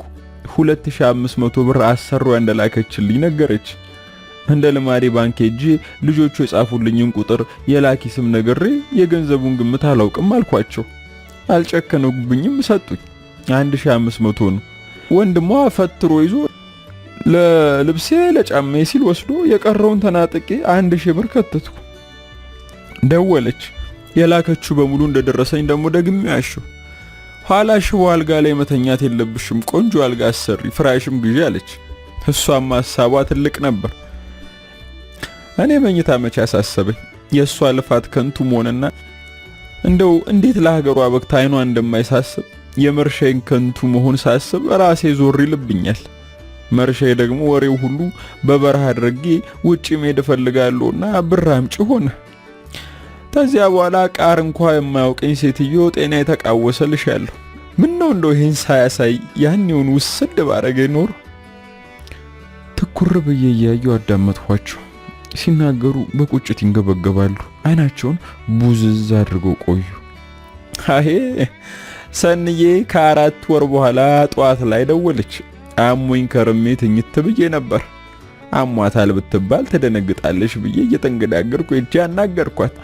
አሰሪዋ ሴትዮዋ ለእረፍት አውሮፓ መሄዷን ባለቤቷ ግን እንዳለና በብዙ ነገር ሊረዳት ቃል እንደገባላት ፓስፖርቱን ከነጠቀቻት ሴትዮ ጋር ተነጋግሮ ሊቀበልላት እንደሆነ ነገረች። ሰውየው አሳዝኘው ከራሱም ጨምሮ 6000 ብር ልኳልና ተቀበል አለች። ከሰው እንዳታንሺ ለቤታችን ሶፋ ቡፌም ግዢ አለች። እያናገርኳት በድካም ልቤ ሽርተት ትላለች። በድምጼ ተጠራጥራ አሞሻለሁ አለች። ለምን ትጨነቅብኝ ብዬ እንዳላመመኝ ዋሽሁ። እንደምንም ቤቴ ተመለስኩ። መቼስ የታመመ ሰው አንድ ነገር በሆነስ ብዬ ፈራሁ። ሰው ለምኜ ተደግፌም ቢሆን ሄጄ ገንዘቡን ተቀብዬ በደብተሬ ባስቀምጥላት ተመኙ። እንዲህ ሳሰላስል መርሻዬ መጣ። ለመሞቻው ሲያንቀዠቅዠው መጣ። እኔ ድፍት ልበልጄ እንዴት ብዬ እንደማጽናናቸው አላውቅም። ፊትና ኋላ ሳያዛቡ እየቆራረጡ የሚተርኩልኝ ታሪክ መጨረሻውን ለማወቅ ጉጉት ያጭራል። ልብ የሚሰቀል ትዕይንት ላይ ቀሪውን ለሳምንት ብሎ እንደተቋረጠ ድራማ ሆኖብኛል። ከሳምንት በኋላ መርሻዬ ደግፎ ባንክ ቤት ወሰደኝ። መታመሜን ያዩት የባንክ ቤቱ ሰራተኞች ቅድሚያ ሰጥቶ አስተናገዱኝ። ገንዘብ ከፋዩ ከወትሮ ዳጎስ ያለ ብር ቆጥሬ ቁጠሩ ብሎ ሰጠኝ። አሞኝ የለም እጄ እየተንቀጠቀጠ እንዴት ልቁጠርልሽ? ለመርሻ የሰጠውትና ቆጠረ። 6000 ብር መሆኑን አረጋገጠለት። በልቤ ያሰብኩት ገንዘቡን እዚሁ ከትቼ ልሄድ በመሆኑ የባንክ ደብተሬን ከጉዬ ብፈትሽ አጣሁት። ለካስ ከሳጥኔ እንዳወጣው ጉዬ ያልከተትኩት። እንዲያመጣልኝ ቁልፍ ሰጥቼ ወደ ቤት ላኩት። ጠላትሽ ውድም ይበል ቢጠበቅ ቀረ። ይሄን ጊዜ ልቤን መታ አረገኝ። ለካስ ገንዘቡ እንደቆጠረ አልመለሰልኝም። ምድር ሰማዩ ዞረብኝ። ኡኡታይን አቀለጥኩ። ከዚያ በኋላ ይሆናል አላስታውስ። ዝም ብሎ ቆዩ። የተረካ ለዛቸው ጆሮዬን ብቻ ሳይሆን መላይ ሰውነት ክፍሎቼንም ጆር ሆኖ ለማዳመጥ እንዲያሰፈስፉ አርጓቸዋል። አይ መርሻ መስሎ ነው እንዲያው በውሃ ጥም ቅጥል ልበለ ስትሞት ምን ተሰማ? እንደው ሲርብ በመላልክ አሉ ወደ ክፍቱ በር እያዩ። መርሻ ከሌሎች 3 ጓደኞቹ ጋር ተያይዞ በበረሃ ወደ ውጪ ጉዞ እንደጀመረ ሰማሁ። እነ መርሻ ቤዱ በወር 20 ቀናቸው አብረው ከሄዱት መካከል አንዱ ልጅ መጣ ተባለ። በማግስቱ የቀሪዎቹ 3 ልጆች ወላጆች እርማችንን እንድናወጣ መርዶ ተረዳንልሽ። ምን ሆኖ ነው የሞቱት አልኳቸው ደንግጬ። መንገድ መሪ የተባለው ደላላ መንገዱን በደንብ አያውቅ ኖሮ የትም በረሃ ከተታቸዋ። በማያውቁት በረሃ ሲማስኑ ከርመው ረሃብና ዋጥም ከድካሙ ጋር ተጨምሮ በበረሃ ድፍት ብለው ቀሩ። ይሄኛው ትረፍ ሲለው ነፍሱ ሳትወጣ አፋሮች አግኝተው ሕይወቱን አተረፉት አሉ። እኔን ጥመት ራቢ በላይ ልጅ ምን ነው ለአንድ አፍታ አግኝቼ እንደው አንድ ስኒ ውሃ ግቼ በሞትክ የእናት መርሻነ ስል ምን ነው ጉድ ሰራህ ልጅ ምን ነው ጉድ ሰራህ ልጅ አሉና ደረታቸውን በእጃቸው እየደጋገሙ ደቁት። ደንግጬ ምንም መተንፈስ አልቻልኩም። አቤት አቤት ለጉድ የፈጠረኝ። የመርሻዬን 40 ቀን ቁርባን ላስቆርብ ወዲህ ስል ጎረቤቱልኝ ሾካሾካል። ቀጀቱ ደግሞ ጤና ነስቶኛል። ደግሞ የዚያችን ልጅ ሬሳ ሊልኩልኝ ነው ወይስ መርዶ ላይ ያረዱኝ ስል ከርሜ አቅሏን የሳተች ልጄን ይዘው ከተፋሉልኛ። ለካ ሰው ጽኑ ነው። ይኸው ቆሜ ሄዳለሁ። ኋላ ስሰማ ጨርቋን ጥላ የትም ጎዳና ወጣ። እግዚአብሔር ብድራቸውን ይክፈላቸውና ከዚህ በፊት የሸሸጓት የሀገራችን ልጆች ወዲያ ወዲህ ተሯሩጠው ላኳት። ለመሆኑ የት ሀገር ነበረች? የህመሟ ምክንያት ምንድነው አልኳቸው። የምሰማው ታሪክ ሁሉ እየዘገነነኝ። ሀገሩ ሊባኖስ ነው የሚሉት አሉ። ምክንያቱን ይዛት የመጣችው ልጅ እንደነገረችኝ ሚስትየዋ በባሏ ጠርጥራት ነው አሉ። እንግዲህ ምን እንደጋተቻት ምኑን አውቄ ልጄ ከመጣች ጀምሮ ራሷን አታውቅ፣ የወንድሟን ሞት አታውቅ። አየኔ ፈተና እንዲያው ድንገት ብትድንና መርሻዬስ ብላ ብትጠይቀኝ ምን መልስላት ይሆን? አየኔ ጣጣ አሉ። ለመሆኑ አያሉ ያሉት ደላላ ሁኔታውን አጣርቶ መፍትሄ አልፈለገሎትም አልኳቸው። ደላላና ኤጀንሲ የተባሉት ምን እንደሚሰሩ ግራ ገብቶኝ፣ ሃይ አንቺ እሱ ዛሬ በደሃ ልጅም ከብሩ ባለ መኪና ሆኖ ምን ቸገረኝ ብሎ መረዳቱ ቀርቶ ወሬ መንዛቱን በቶ ጭራሽ ብጠይቀው ልክፍት ነው እኔ ምን ላርጋት አለኛ። ይሄ ቅንቡርስ ፈጣሪ እሱንማ አንድ ነገር ሳያሳየኝ አቤት አቤት ልጄን ጨከኝባት ተጎልቼ ቀረሁ። አይ ልጄ በባዶ ቤት አደረኩሽ ስንት ሰዓት ሆነ አሉኝ ተነስተው ነጠላቸውን እየለባበሱ። ሰዓት ለማየት ስልኬን አወጣው። 12 ሚስ ኮል አገኙ። የደላላው ነበር። ልቤን መታ አደረገኝ። የደላላይን ንቦ የሚለውን ስያሜን እንጂ ዋናውን ስሙን አላውቀውም። ይህን ማጣራት ፈለኩ። አያሌው ያሉት ደላላ እንዴት ያለ ሰውዬ ነው አልኳቸው። ምን አባቱ ይሰራልሻል? ባታውቂ ይሻልሻል። አሁንማ በደሃምባ ባለ ገንዘብ ሆኖ ተስማምቶት ቦርጭም አውጥቷል። ሰው ሁሉ የሚጠራው በሞጋሳ ስሙ ንቦ እያለ ነው አሉኝ። ወገቤ ቁርጥ ሲል ተሰማኝ። ታይዘን ከቤት ስንወጣ ላይን መያዝ ጀምሮ ነበር። ስልኬ እጄ ላይ እንዳለ ነዘረኝ። የደላላው ቁጥር ስልኩ ላይ አፍጥጬ ምን ማድረግ እንዳለብኝ አሰላሰልኩ። ከዲያብሎስ የተደወለ ስልክ መሰለኝ። ስልኩ ጥሪውን ሲጨርስ ዘጋ። ወዴት እንደሚሄድ ግራ ገባኝ። ወደ አክስቴ ቤት ብሄድ አንቃ ምትልከኝ አልፈራሁ። እማሜ ወደሚሄዱበት መንገድ ተከትዬ ሄድኩ። በሰከነ መንፈስ ለቀናት አሰብኩ። በመገናኛ ብዙሃን ከሰሟቸው ታሪኮች ሌላ በቂ መረጃ ባይኔ አይቻለሁ። ገንዘብ ወጥቷል፣ እኔ ላይ ላይደርስ ይችላልና ልሞክረው ብዬ ለመጓዝ ልቤ አልፈቀደም። በህይወት ቀልድ የለም። ብልህ ሰው ከሰው ስህተት የሚማር ይመስለኛል። በተሳሳተ መረጃ በጀመርኩት መንገድ ብዙ ርቀት እንደተጓዝኩ ቢገባኝም ካለምኩት ግብ እንደማያደርሰኝ ከበቂ በላይ ተገንዝቤያለሁ። እናቴና አክስቴ ውሳኔን ከብደት ቆጥረው ተረብሸው ከረሙ። መስከረም ጠባ። የደላላው ስልክ ያለ ረፍት ሲበቅተኝ ከረመ። እኔ ግን ጉዜን ጀምሬያለሁ። በአቋራጩ ሳይሆን በህይወት መስመሬ ወደማስተምርበት ትምህርት ቤት፣ ወደ ናፈቁኝ ተማሪዎች።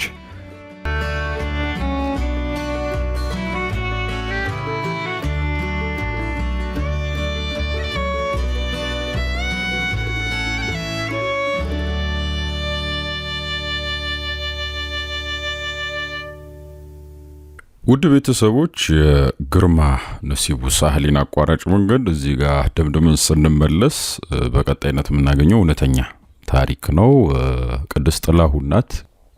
ከዚህ ቀደም ያው የትም ያልተሰማ አዲስ ለእናንተው ክብር ሲባል የተከተበ ነው። ውድ ቤተሰቦች እውነተኛ ታሪክ ነው። እሱን እንደ መሰናበቻና እንደ መቋጫ አድርገን ቀለል ያለ ቆይታ የሚሰጠን ነው። በዛ እንሰነባበታለን። የተማሰ ፍቅር ትለናለሽ ቅድስት። መልካም ጊዜ ውድ ቤተሰቦች።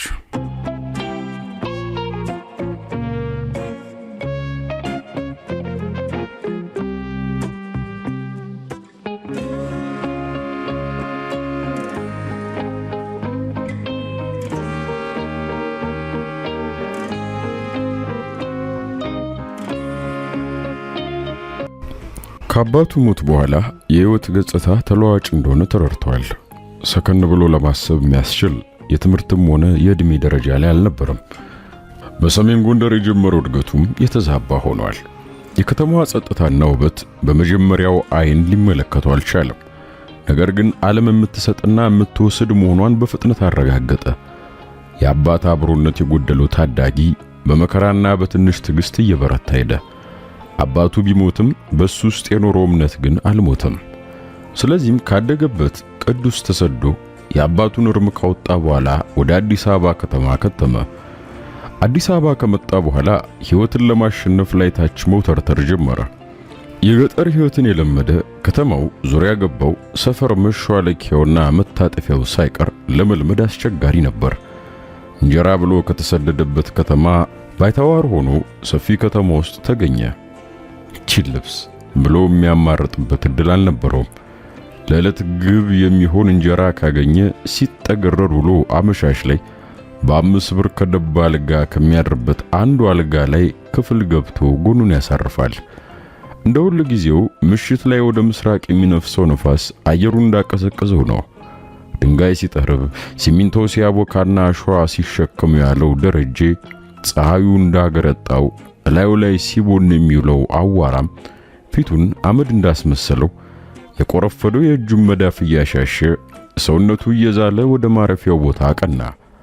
ለአንድ ደረቅ ዳቦ መግዣና ለማረፊያ ከሚተርፈው 5 ብር በቀር ለትራንስፖርት የሚሆን ገንዘብ ስላልነበረው ስራውን እንደጨረሰ በእግሩ ይኳትናል። ከብዙ የእግር ጉዞ በኋላ ነበር ከመሸ የሚደርሰው።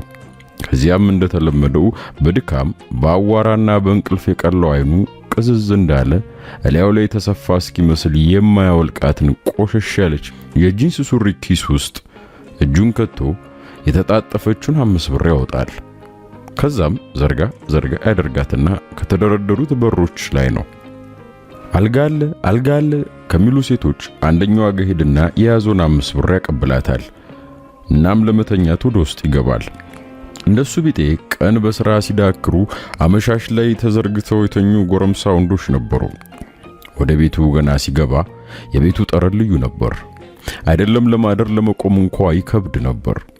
ከውጭው ቅዝቃዜ ቤት ውስጥ የሞላው የታፈነ አየር ተቀብሎት ወደ ውስጥ ካቀና በኋላ ከአንደኛው ልጅ ጎን ጭብጥ ብሎ ጋደም አለ። ሰውነቱ ዛል ብሏል። ከተሜነት እንዳሰበው ቀላል ሊሆንለት አልቻለም። ያሳደገው ማህበረሰብ በስሙ እየጠራው ከሚኖርበት ሀገር ተሰዶ እዚህ ማነ ወዴት ነው የሚለው በሌለበት እጁ እስኪላላጥ ገንዘብ ለማግኘት ያውም ጠበብ ማትል አንድ ፍሬ ስንዴ ዳቦ በልቶ ለማደር ብቻ ድካም ማትረፉ ሳይዋጥለት ጥርሱን ነቅሶ ጭምት እንዳለ እንቅልፍ ወሰደው። ይህን ሁሉ ስቃይ ለረጅም ሰዓት አውጥቶና ወርዶ ለማሰብ እንቅልፉ ጊዜ አልሰጠውም።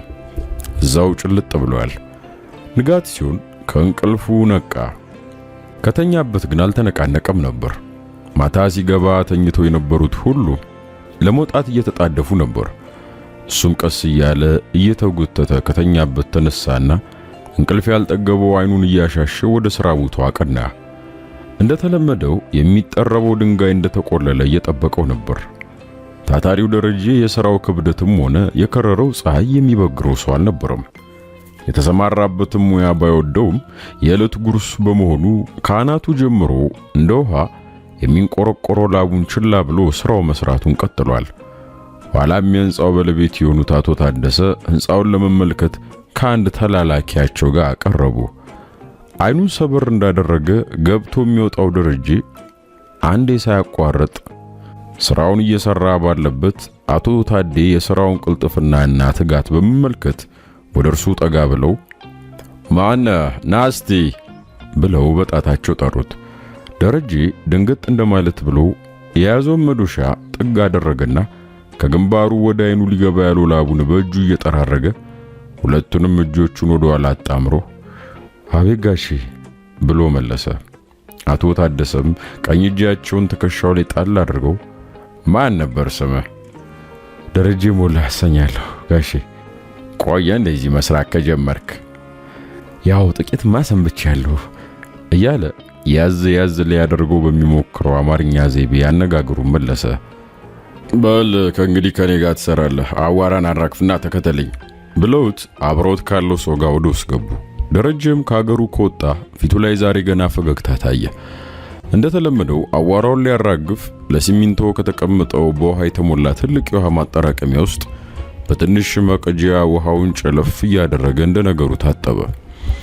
ከዚያም አቶ ታደሰ የመጡበትን ጉዳያቸውን እስኪጨርሱና ጅማሩ ላይ የነበረውን ሕንጻቸውን ዞር ብሎ አይተው እስኪጨርሱ ስራቸው ሲል ቆየ። ኋላም ጉዳያቸውን ፈጽመው ሊወጡ ሲሉ ማነ ብሎ ተላላኪውን ከጠሩ በኋላ ለዚህ ጎረምሳ ስለምናስመጣው ካስረዳው ጎበዝ ይመስላል በማለት ወደ መኪናው አቀኑ። ተላላኪው ሰውዬም ትዕዛዙን ከተቀበለ በኋላ ደረጀን ተከትሎት ከመኪናው የኋለኛ በር እንዲገባ አደረገ። እናም አብረው በመኪና ወደ አዲሱ የሥራ ቦታ ገሰገሱ። ደረጀ በልቡ የፈጠረው አምላኩን የሀገሩን ታውት እየጠራ ሲያማትብና ሲያመሰግን መንገዳቸውን ቀጠሉ። አሰሪያቸው አቶ ታደሰ በዛ ፀሐይ ላይ ያደነቁለትን ጉብዝናውን እያስታወሰ አምላክ ከሰማይ ተታዝኖለት አቶ ታደሰም መልአክ አድርጎ እንደላካቸው ያልተሰማው። እውነትም በአምላክ ታምር ካልሆነ በቀር በዚህ ሁኔታ ማን ኃይለው ነበር። ከዛም በብዙ የትራፊክ መጨናነቅ፣ መንገድ መዘጋት፣ ኋላም እንደምንም ከአንድ ተለቅ ያለ ፎቅ ደረሱ። እናም ወርደው ወደ ውስጥ ገቡ። እኩለ ቀን በመሆኑ የምሳ ሰዓት ደርሶ ነበር። የተለያዩ ህንጻው ላይ የሚሰሩ ሰራተኞች ታድለው ይመስል አነስ ያለች የምሳ ዕቃ እንደያዙ ወደ አንድ ቦታ ለመሄድ ይጎርፋሉ። ደረጀ ከነጋ ምግብ ሳይቀምስ እንደወጣ ፀሐይ ላይ ድንጋይ ሲቀጠቅጠው ውሎ እንደገረጣ ነበር። ይህን ሁኔታውን ያዩት አቶ ታደሰ ወደ ተላላኪው ዞር ብለው ምሳው እንዲበላ አድርግና ያልኩን አስረዳሁ፣ ሲጨርስ ቢሮ ይምጣ በማለት ጣታቸውን እያወናጨፉ ካስረዱ በኋላ የደረጀን ትከሻ ነካ አድርገው ወደ ውስጥ ጥሏቸው ገቡ። ደረጀ ለምግብ ብሎ ከተሰየመበት ወንበር ላይ እንደተቀመጠ በዛ ያለ ምግብ በጠረጴዛው ላይ ቀረበ። ለመብላት ጊዜ ሳይወስድበት የጀመረውን ማማተብ ሳይጨርስ መመገብ ጀመረ። ከተወለደ ምግብ ቀምሶ የሚያውቅ አይመስልም።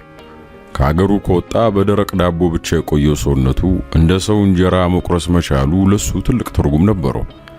ጤፍ በሚበቅልበት ሀገር ተወልዶ የጤፍ እንጀራ ከቀመሰ 1 ወር ሞልቶታል ቢባል ማን ያምናል? አምላክ ከዚህ በላይ አይራብ ሲለው አቶ ታደሰን አዘዘለት። የምትበላው ዛሬ ለመጨረሻ ቀን ነው የተባለ ይመስል መመገቢያ ትሪ ላይ አንድም ሳያስተርፍ ጥርግ አድርጎ በልቶ ጨረሰ። አመጋገቡ ያስገረመው ተላላኪም ምንም ሳይተነፍስ አይቶት ቆይቶ ጨርሳል አይደል አለ። ስለ ስራ እናውራ ብሎ ንግግሩንም ጀመረ። ምንም እንኳ ከገጠር ወደ ከተማ ሲመጣ ነጋዴ መሆን ህልም ኖሮት ቢሆንም ነገር ግን በጊዜው ፊደል የቆጠረ ባለመሆኑ ይህን ህልሙን ሊያሳካ የሚችልበት ሁኔታ ላይ አልነበረም። ይሁን እንጂ በአቶ ታደሰ በኩል የመጣለትን የኮንትሮባንድ ንግድ ተብራርቶ በተነገረው መሰረት ለመስራት ተስማማ። እናም ቀስ በቀስ ስራውን እየለመደው የሚበላው የሚያድርበት ቦታ እየተስተካከለ መምጣት ጀመረ። መነሻው አቶ ታደሰ ይሁን እንጂ በጥቂት ጊዜ ውስጥ በራሱ ለመንቀሳቀስም ቻለ። የተለያዩ ዕቃዎችን በማምጣት በቅናሽ ዋጋ የመጡትን ዕቃዎች በ4 እጥፍ እየጨመረም በረንዳ ላይ መሸጥ ጀመረ። ስራው ከባድና ብዙ ጥንቃቄ የሚፈልግ ቢሆንም ለደረጀ ግን የሚከብደው አልነበረም። በተቀላጠፈ ሁኔታ በየመንገዱ የራሱ የሆነ ገንዘብ ማግኘት ጀምሯል። የጎንደሩ ጎልማሳ ወጣት ደረጀ በአንድ ጀንበር በሚመስል ፍጥነት ከምንም ወደ ተሻለ ሕይወት እየተለወጠ መምጣት ጀምሯል። እንደ ከተሜው ዘመናዊ አለባበስ መልበስ፣ የፀጉር ቁርጡም ቢሆን በስነ ስርዓት ባለሙያ የተበጀ ነበር።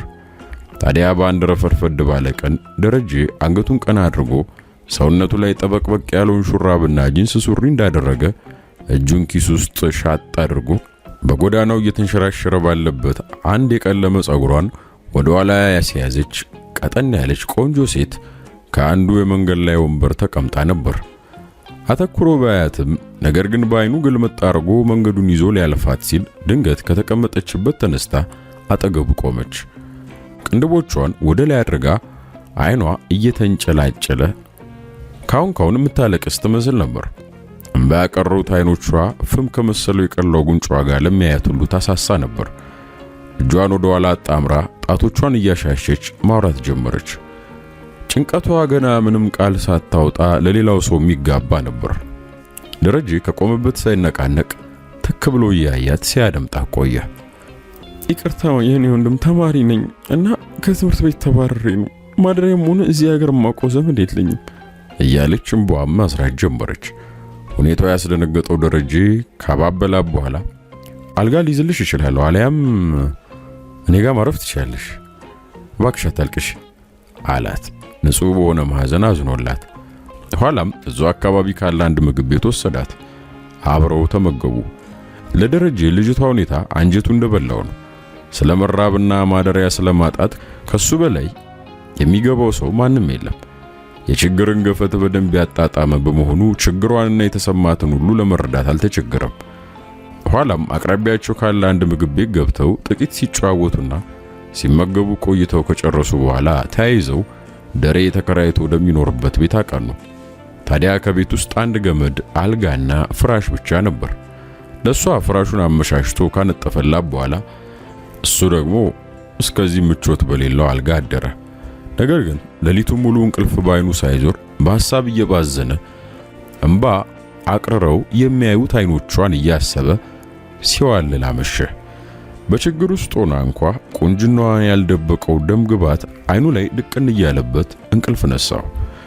ደምም ቢገጥማት ነው ከትምህርት ቤት መባረሯ እያለም አንዴ ሲያዝንላት፣ አንዴ ደግሞ በውበቷ ሲደነቅ እንቅልፍ ይዞት ሄደ።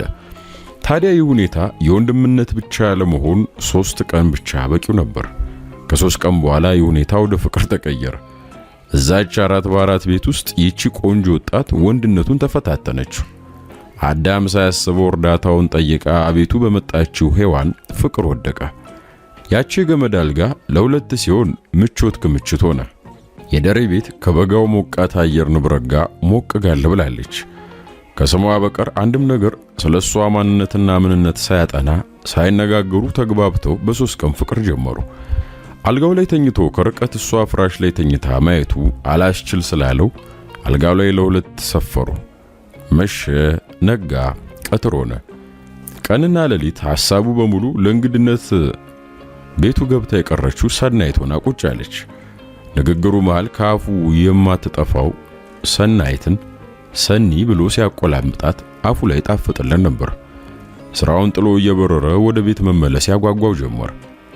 አዲስ ፍቅር ሲያመናቅር እንዲሉ የሚይዝ የሚጨብጠውን እስኪያጣ አንዳች የሚጨበጥ ታሪክ የሌላትን ሰኒን በልቡ ጠበቅ አድርጎ ጨብጦ ይዟታል። ነፍስ እስኪያውቅ የማያውቀውን ዓለም አስተዋወቀችው። ቀናቶች እየተተኩ መንጎዳቸውን ቀጥለዋል። ደረጀም ቢሆን ከትላንቱ የበለጠ ተስፋን ሰንቆ አምሮበት እየኖረ ነው። ለሱ ምሽቱ ሁል ጊዜ እንደፈጠነበት፣ ቀኑ ደግሞ እንደ ተራራ ልገፋ እያለው መጥቷል። የቀንና የሌሊቱ ውደት ሳይቀር ከሰኒ ጋር የተቆራኘ ሆኖበታል። በዚህ ሁኔታ እንደ ቀልድ 1 ዓመት ሞላ። ዘመኑ እንደ ደሬ አይነት ለመኖር የተነሳሱ ሰዎችን እንደያዘ መቁጠሩን ቀጥሏል። በዚህ መካከል አንድ ነገር ይከሰታል። ደሬ የሚሰራው የኮንትሮባንድ ንግድ ሕጋዊ ባለመሆኑ ተለዋጭ ስለሆነ በየጊዜው የሚያስመጣቸው ዕቃዎች በሕግ አካላት መያዝ ሲጀምሩ ኪሳራው እጅግ የበዛ ሆነ። ከጊዜ ወደ ጊዜ እየቀነሰ የመጣ የኮንትሮባንድ ንግድ ይባስ ብሎ እየተመናመነ ሄደ። መንፈሰ ጠንካራ የሆነው ደረጀ ምንም እንኳ ኪሳራ ውስጥ የገባ ቢሆንም ግን ያገኘውን ሥራ ለመስራት አይኑን የሚያይስ ሰው አልነበረም። ከአቶ ታደሰ ጋር መተዋወቁ ያመጣለት ሲሳይ ቀላል የሚባል ባለመሆኑ እንደ አቶ ታደሰ አይነት ለሥራ የሚጠሩትን አሰሪዎች በቀላሉ ማግኘት ችሏል። ከነርሱም መካከል አንድ በቅርበት ከሚያውቀው ታሪኩ ከሚባል ሰው ጋር ስራውን መስራት ቀጠለ። ታሪኩ ሲልከው መላክ፣ ስራ ሲያዘው ደግሞ መታዘዝ የሥራው አንዱ አካል ነበር። የሥራ ወዳጅነታቸው እየጠነከረና እያደገ ከሥራ ቦታ አልፎ በቤት መገባበዝ ጀምረዋል። ታሪኩ ለደረጀ ፈጥኖ ድራሽ መለኛ ሆኖለታል። ከእርሱ የተነሳ ቤት ይዞት የሚገባው ገንዘብ ከእጁ አይጠፋም ነበር። ታሪኩና ደረጀ ስራ ሲጨርሱ ወደ ደሬ ቤት ሄዱና ሰኒ አጣፍጣ የሰራችው ምግብ በጋራ የሚመገቡ ነበር። ታሪኩ ደረጀ ቤት በመጣ ቁጥር ሰናይትን ሲያደንቃትና ለደረጀ ቆንጆ ሚስት ነው ያለ ሳይለው አይወጣም ነበር። ደሬም በኩራት ደረቱን ነፋ አድርጎ እንግዳው ታሪኩን ከሸኘ በኋላ እዛች ገመድ አልጋ ላይ ጋደም እንዳሉ ሰኒን ከክንዱ አንተርሶ ውብናት ብለው አሙልኝ የማላውቅ መስሏቸው ቆንጅናዋን ሲያዩ በቁማ ፍዛቸው እያለ ስንኝ ሲደረድርላት ያድራል።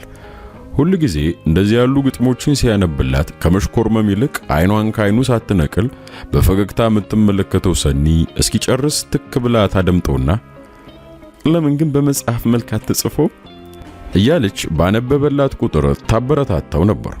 እሱም በፈገግታ የተነገረውን አስተያየት ሲሰማ በደስታ ውስጥ እግሩን የተኮረኮረ ሰው ከውስጡ ልክ እንደሚስቀው ሁሉ የሚወጣ ሳቅ ይስቃል።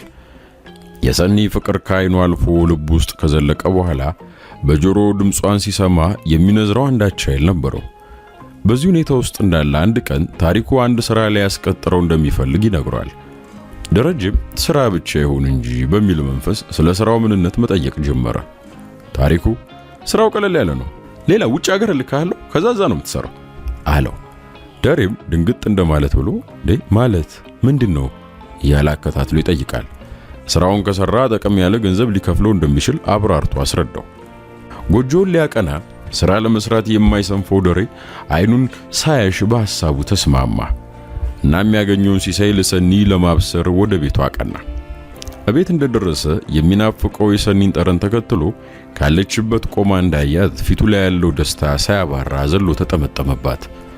ሰኒም ግራ በመጋባት ምን አገኘ ብላ ጠየቀችው። እሱ በሩን ከፍቶ የልብ ወዳጅ ካደረገው ታሪኩ የመጣለትን እድል አብራርቶ ይነግራታል። በነገሩ በጣም የተደሰተች ይመስላል። ሁለቱም ጥርስ በጥርስ ሆኑ። በአዲሱ ሥራ ፍንድቅድቅ ያሉት ጥንዶች ቤታቸው ከወትሮ በተለየ መልኩ ሞቅ ደመቅ ብሏል። አመሻሽ ላይ ሰኒ እንደተለመደው ወገቧን ለማሳረፍ አልጋው ላይ ከመውጣቷ በፊት ድምጿን ቀነስ አድርጋ አነስ ያለችውን የሞባይል ስልኳን ጆሮዋ ላይ ለጥፋ ለረጅም ሰዓታት ማውራት ጀምራለች። ሁኔታዋን ደሬ የታዘበው ቢሆንም ደፍሮ ግን ስለ ድርጊቷ ለመጠየቅ ሞክሮ አያውቅም። ታዲያ ድርጊት ለአንድ ቀን ብቻ ሳይሆን ለተከታታይ ቀናት መከናወኑን ቀጥሎ ነበር። ነገሩ እንዳይጠይቅ ያደረገው ደግሞ ጆሮዋ ላይ ለጥፋ ለስለስ ባለና ቀስ ባለ ድምፅ ሁል ጊዜ የምታወራው በሌላ ቋንቋ መሆኑ ነው። እሱም የፈረንጅ አፍ እንግሊዘኛ ነበር። ፊደል ቆጥሮ የማያውቀው ደረጀ አለማወቅም ማሳወቅ ለእርሱ ከባድ የቤት ሥራ ሆኖበት ኖሮ አሁን ባለው አቅም ብቻ የወደደችው ሰኒ ፊት መንሳትም ሆነ የማያውቀውን ነገር ጠይቆ ራሱን ማጋፈጥ አልፈለግም። ስራዬ ብሎ ነገሩን አትኩሮ የሚያይበት ጊዜም አልነበረውም። ልቡም ቀልቡም በሷ ፍቅር ከተወሰደ ቆይቷል። ወደ እንቅልፍ ከመሄዱ በፊት እዛው እግር ላይ ሆኖ አይኖቿን በማየት ይከደኑና ማለዳ ላይ አይኑን ሲገልጥ የሚያየው እሷን ነበር። ምክንያት አልባው እውር የሆነውን ንጹህ ልቡን ሰኒ ጋር አስቀምጦ መኖሩን ቀጥሏል። ነገር ግን የሰኒ ሁኔታ ከውጪ ሆኖ ላስተዋላት አመሻሽ ላይ የምትነጋገረው የሞባይል ስልክ ምቾት የሚሰጥ አልነበረም። ራት በልተው ማዕዱ ከተነሳ በኋላ አሁንም ሰዓቱን ጠብቆ የሚደወለውን የስልክ ጥሪ በማንሳት ድምጿን ቀነስ አድርጋ በተሰናደ ፈረንጅ አፍ ታምቡለቡለው ነበር። በንግግሯና ስታወራ በሚስለመለሙት አይኖቿ ከመደነቅ በቀር አንድም ቀን ቢሆን ከማጋ ነው የምታወሪ ብሎ ጠይቋት አያውቅም። እሷም ይህን አውቃ ይመስል ፊት ለፊቱ ያሻትን አውርታ ስትጨርስ ከጎኑ ሽጉጥ ብላ ከግራው ክንዱ ተንተርሳ ትተኛለች። ቀኝ እጁን አዙሮ በማቀፍ በፍቅር ያድሩ ነበር። የሆነውንና ታዲያ ከዚህ ቀደም ካሰሪው ታሪኩ ጋር አሁን ደግሞ የቅርብ ወዳጁ ከሆነው ታሪኩ ጋር በተነጋገሩት መሰረት ወደ ውጭ ሀገር ሄዶ ስራውን ለመጀመር የሚያስፈልገውን የጉዞ ማስረጃዎች ለማዘጋጀት መነሳት ይጀምራል። ጥቂት ጊዜያቶችን ፈሽቶ በመጠናቀቁ የሚሄጃው ቀን ይደርሳል። የቁርጥ ቀን ሲመጣ ደሬና ሰኒ መለያየታቸው ግድ ሆነ። መለያየት ሞት ነው እንዳለው ጸሐፊው ደሬ ለመሄድ ቀን ከቆረጠለት ጊዜ አንስቶ ቤታቸው መቃብር እስኪመስል ሆነ። ጅማሮ ላይ እንደ ጠዋት የሚጣፍጠው የህይወታቸው ፀሐይ ብዙም ሳይሞቅ መልሶ ሊገባ እንደሆነ አይነት ስሜት ተሰማው። ቢሆንለትና እዚያው ሀገሩ ላይ አንድም ቀን ከአይኑ ሳትርቅ እየሰራ ቢኖር ደስ ባለው ነበር። ነገር ግን በሰዓቱ ከነበረበት የገቢ ማሽቆልቆል የተነሳ ስራውን መተው የሚባል ነገር የሚታሰብ አልነበረም። አመሻሽ ላይ ከቤቱ ቀጥ እንዳለ ጉንጭና ገጩ ላይ ጠልጠል ብሎ የሚታዩት የጺም ዘለላዎቹን በጣቱ እያበጠረ አይኑን አንድ ቦታ ተክሎ እንዲህ ሲል ስንኞቹን ይደረድር ጀመር።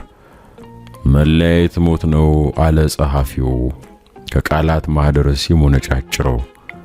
እጣ ወይ ምሳሌ ከሞት የበለጠ መለያየት እንዲህ እንደሞት ያነሰ ገሃነም ነው ቤቱ መቃብር የማሰ ዘውትር የሚያንገበግብ ልብ እያላወሳ እያለ የግጥም ናዳ ወረደ። ደረቱ ላይ ጋደም ያለችው ሰኒ ቀና ብላ እንባ የሞሉ አይኖቹን እየተመለከተች ትቆይና ተመልሳ ከደረቱ ትለጠፋለች። እውነትም ከሰኒ መለየት ከሞት በላይ ሲኦል የሚሆንበት መስሎታል። ከሷ ተለይቶ የሚኖርባቸው ጊዜያት ማሰብ ከብዶታል። ቢሆንም ግን አይደርስ የለምና የሜጃ ቀኑ ደርሶ ረሃብ ያላስለቀሰው ደሬ ሰኒን ሲሰናበት አይኑስ ሞልቶ የነበሩት እንባዎች ሳይታወቀው ዱብ ዱብ ማለት ጀመሩ።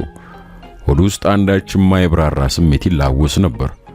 ነገር ግን አማራጭ ስላልነበረው እንደምንም ዋጥ አድርጎ ስሟት ከተሰናበታት በኋላ ወደ ጉዞ አቀና።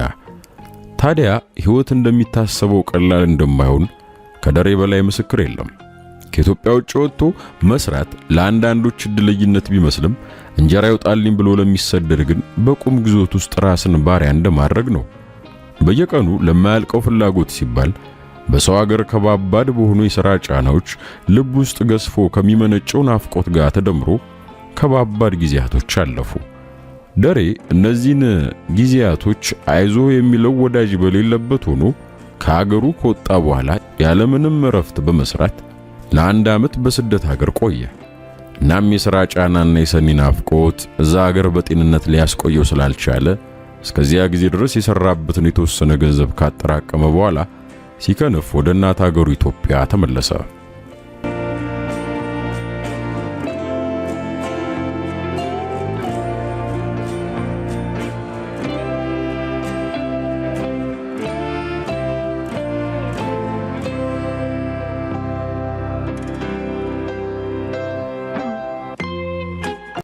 እንደተመለሰ ለአንድ ዓመት ያህል ድምጿን ሳይሰማ ወደ ቆየው ሰኒ እንዲሁም ወደዛች መኖሪያ ቤታቸውን ያቀናው።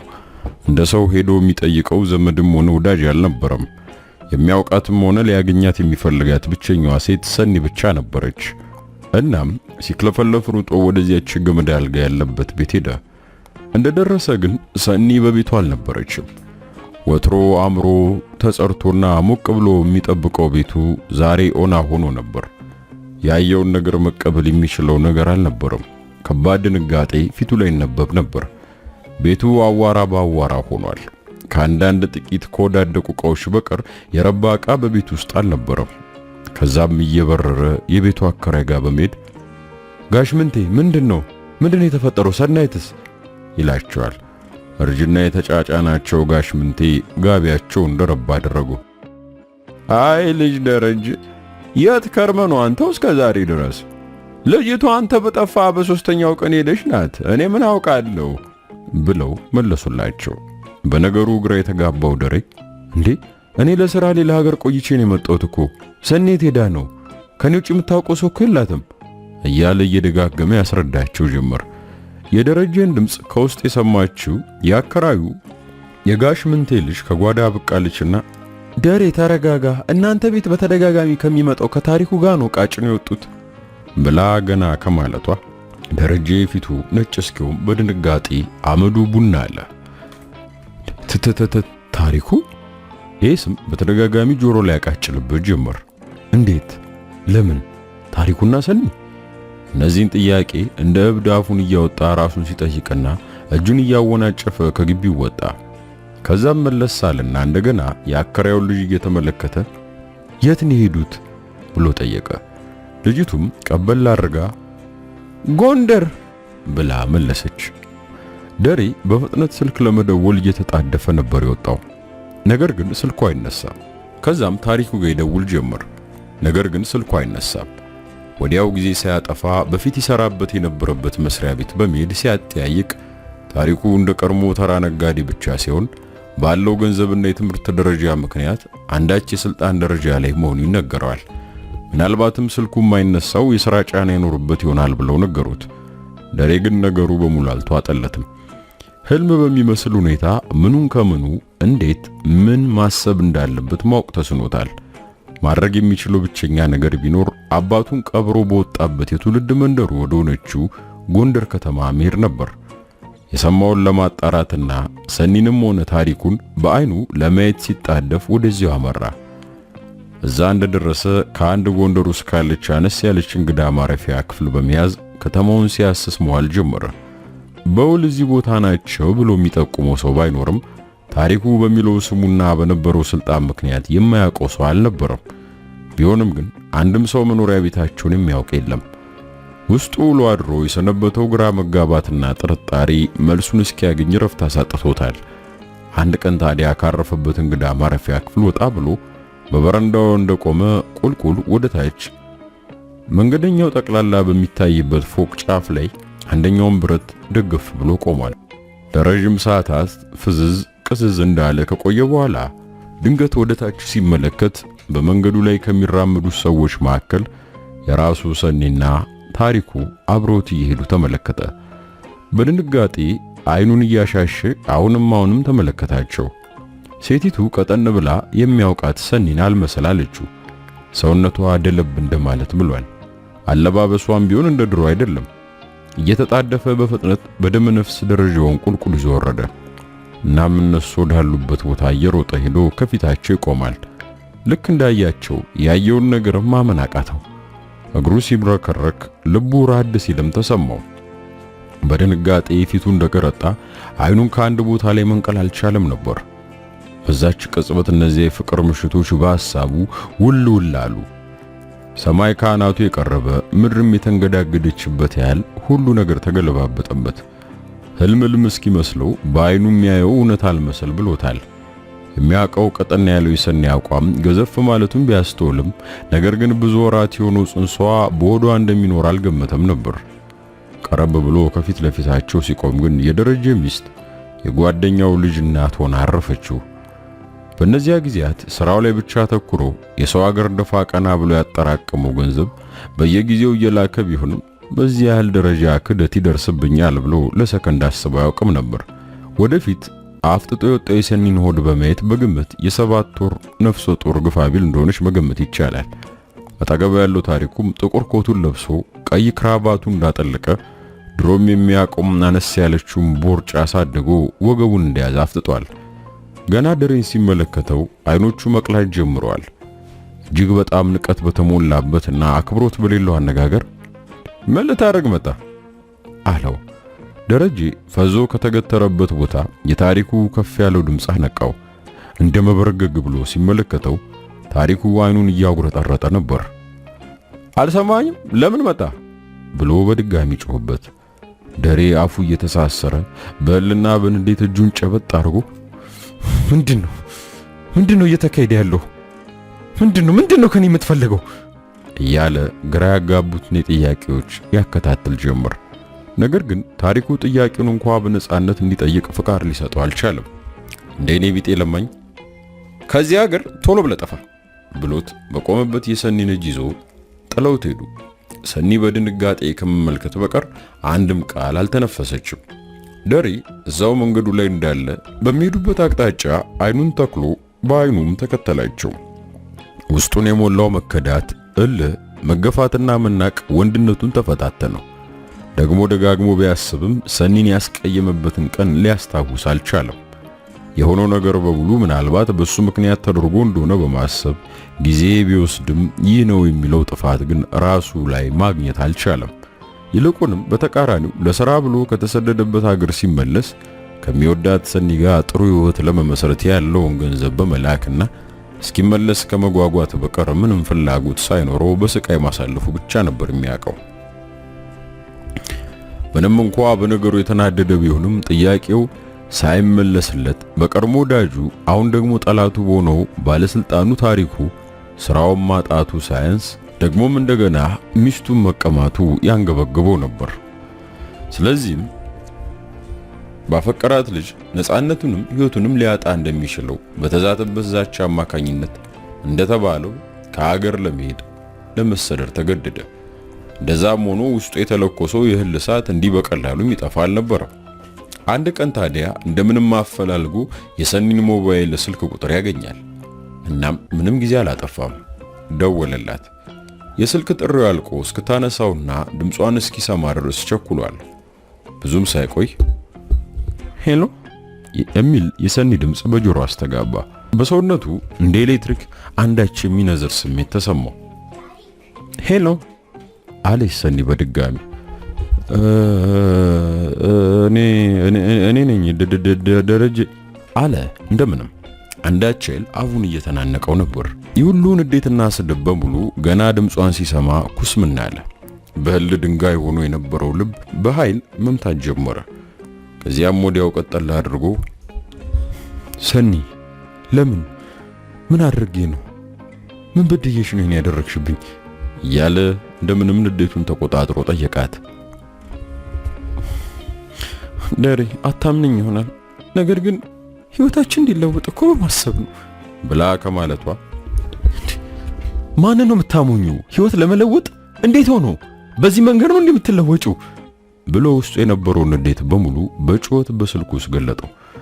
ሰኒም ድምጿን አለስለሳና ቀስ ብላ ለማስረዳት ብትሞክርም ምክንያቷ ግን ለደሬ ሊዋጥለት አልቻለም። ይብሱኑ ድብቅነቷንና አስመሳይነቷን እያስታወሰ በራሱ ሞኝነት መበሳጨት ጀመረ። ያ ሁሉ የፍቅር ቀጤማ በአንዴ ጦልጓል። እሱ ጋር ብቻ የነበረው ንዝረት ለካስ እሷ ጋር አልነበረም። ሰኒ ያልተጋራችው የብቻ ፍቅር ነበር። ያኔ ጸብ የማያውቀው ፍቅር ለካስ ከስር እየነደደ ኖሮ ጋይቶ አልቆ አመድ ሆኗል። ልቡ ላይ አንዳች ከባድ ነገር የወደቀበት እስኪመስለው ትዝታዎቹን ጠላቸው። ነገር ግን መርሳት ያልቻለው የእግር እሳት ሆነበት። ባስ ብሎ እንደ ወንጀለኛ ብር ተከፍሎት ከሀገር እንዲጠፋ መደረጉ ዝም ብሎ እንዲቀመጥ አላደረገውም። ጊዜውን ሚስቱንና አጠቃላይ ሕይወቱን ያበላሸበት ታሪኩን በሕግ ፊት ለማቅረብ ተነሳ። ነገር ግን እሱን ለመክሰስ የሚያስችል አንዳችም ማስረጃ ማግኘት አልቻለም። ከዚህ በፊት ለሥራ ይከፈልሃል የተባለውን ብር ግማሹን ሳይሰጠው እንዲሁ የተተወ ቢሆንም ይሄን ውል የሚያሳይ ሕጋዊ ሰነድ ባለመገኘቱና በሰዓቱ ታሪኩ የነበረበት የስልጣን ደረጃ እንዲከሰስ ወይም በሕግ እንዲጠየቅ የሚያደርግ አልነበረም። በመሆኑም ታሪኩን ለክስ አቅርቦ ገንዘቡን ማስመለስም ሆነ እሱን ለሕግ ማቅረብ የሚለው ሐሳብ መና ሆኖ ቀረ። በተደጋጋሚ ሰኒ ጋር በመደወል ገንዘቡንና አብረው በነበሩበት ወቅት እሱ እየገጠመ እሷ ደግሞ በወረቀት ላይ ያሰፈረችለትን የግጥም ደብተሮች እንድትሰጠው ይጠይቃትም። ሁልጊዜ ግን መልሷ ታግሰ ጠብቅ ደረጀ የሚል ነበር። ይሄ ምንም ግልጽ ያልሆነ አባባል ከሷ ብቻ ሳይሆን የታሪኩ አሸርጋዥ የሆኑት የመንግስት አካላት ጭምር ምላሽ ነበር። ችግርና መከራ፣ ደስታና ሐሴት መሃል የሚወለዱት የደሬ ስንኞች ዛሬም እየተሰደሩ እንዲህ ሲሉ ይወርዳሉ። ስልጣን የጀመረው የድሮ ወዳጄ ሲፈልገኝ ከርሞ ሲፈልገኝ ቆየ፣ አሁንም አየሁት ከጎረቤት ደጄ። አባ ቆራጥ ወንዱ የድሮ ወዳጄ ስጋቱ ገደለኝ በልገላግለኝ እንጂ እያለ መቅጠሙን አልቶም። ቀን እየመሸ ንጋት እየሆነ ወራቶች መቆጠራቸውን ቀጥለዋል። የደሬን ንዴትና መልስ ማጣት ዘውትር እየጋለ መሄዱን ቀጥሏል። እነሱ ካሉበት ሀገር እንዲሄድ ከተገደደ 3 ወራት ተቆጠሩ። በእነዚህ ሁሉ ጊዜያት ሰኒ ጋር መደወሉን አልተወም ነበር። እሊሁን ናፍቆት እሷ ጋር የሚያስደውለው ምን እንደሆነ ባይታወቅም ነገር ግን የግጥም ደብተሮቹ እንድትሰጠው ይጎተጉታት ነበር። አንድ ቀን ታዲያ እንደምንም ልታገኘው ፈቃደኛ ሆና ከምትኖርበት መኖሪያ አድራሻ ባህር ዳር በድብቅ ተቀጣጠሩ። ደሬም እንደ ሌባ ኮፍያውን እንዳጠለቀና ተለቅ ያለውን ካፖርት እንደደረበ ከአገር አቋርጦ ከአንዱ ምግብ ቤት ገብተው ተቀመጡ። ሰኒ በእርግዝና ምክንያት የፋፋው ሰውነቷ መልኳን አሳምሮት ነበር። በፊት የሚያውቀው ቁንጅና አሁን ደግሞ ይበልጥ ብሶበታል። እንዳያት አፉ ከመተሳሰሩ በቀር ምንም ክፉ ቃል አልወጣም። እሷ ግን የበዙ ቃላቶችን በፍጥነት እየደረደረች እጇን እያወናጨፈች ትናገር ጀመር። ደረጀ ትሰማኛለህ? ሁሉም ነገር አብቅቷል። አሁን የልጅ እናት ልሆን ነው። አይደለም እኮ ምንድነው የምትዩ? ነገሩ ግራ ገባኝ። ያኔ የነበረውስ ነገር አላት። ሰኒም የፌስ ሳቅ ፈገግ አለችና ሲጀመር የኔም ቢሆን እኔ ሚስት አልነበርኩም እኮ ያህን ጅብ የበላብን ብናጣ አብረን በላን በማለት ከባዱን ያልጠበቀው ምላሽ መለሰችለት። በዚህ ሁሉ ንግግሯ ታዲያ ያኔ ከሀገር መውጣቱ ለሥራ ሳይሆን ከታሪኩ ጋር በመነጋገር እሱን ከጨዋታ ውጪ ለማድረግ የታሰበ ሸር መሆኑን ደረሰበት። ጮክ ብላ ስትናገር የማያውቃት ሰኒ አይኗን አፍጥጣ ዛሬ እንደ ሕፃን ልጅ በንቀት ክፉ ቃላቶችን ትነግረው ነበር።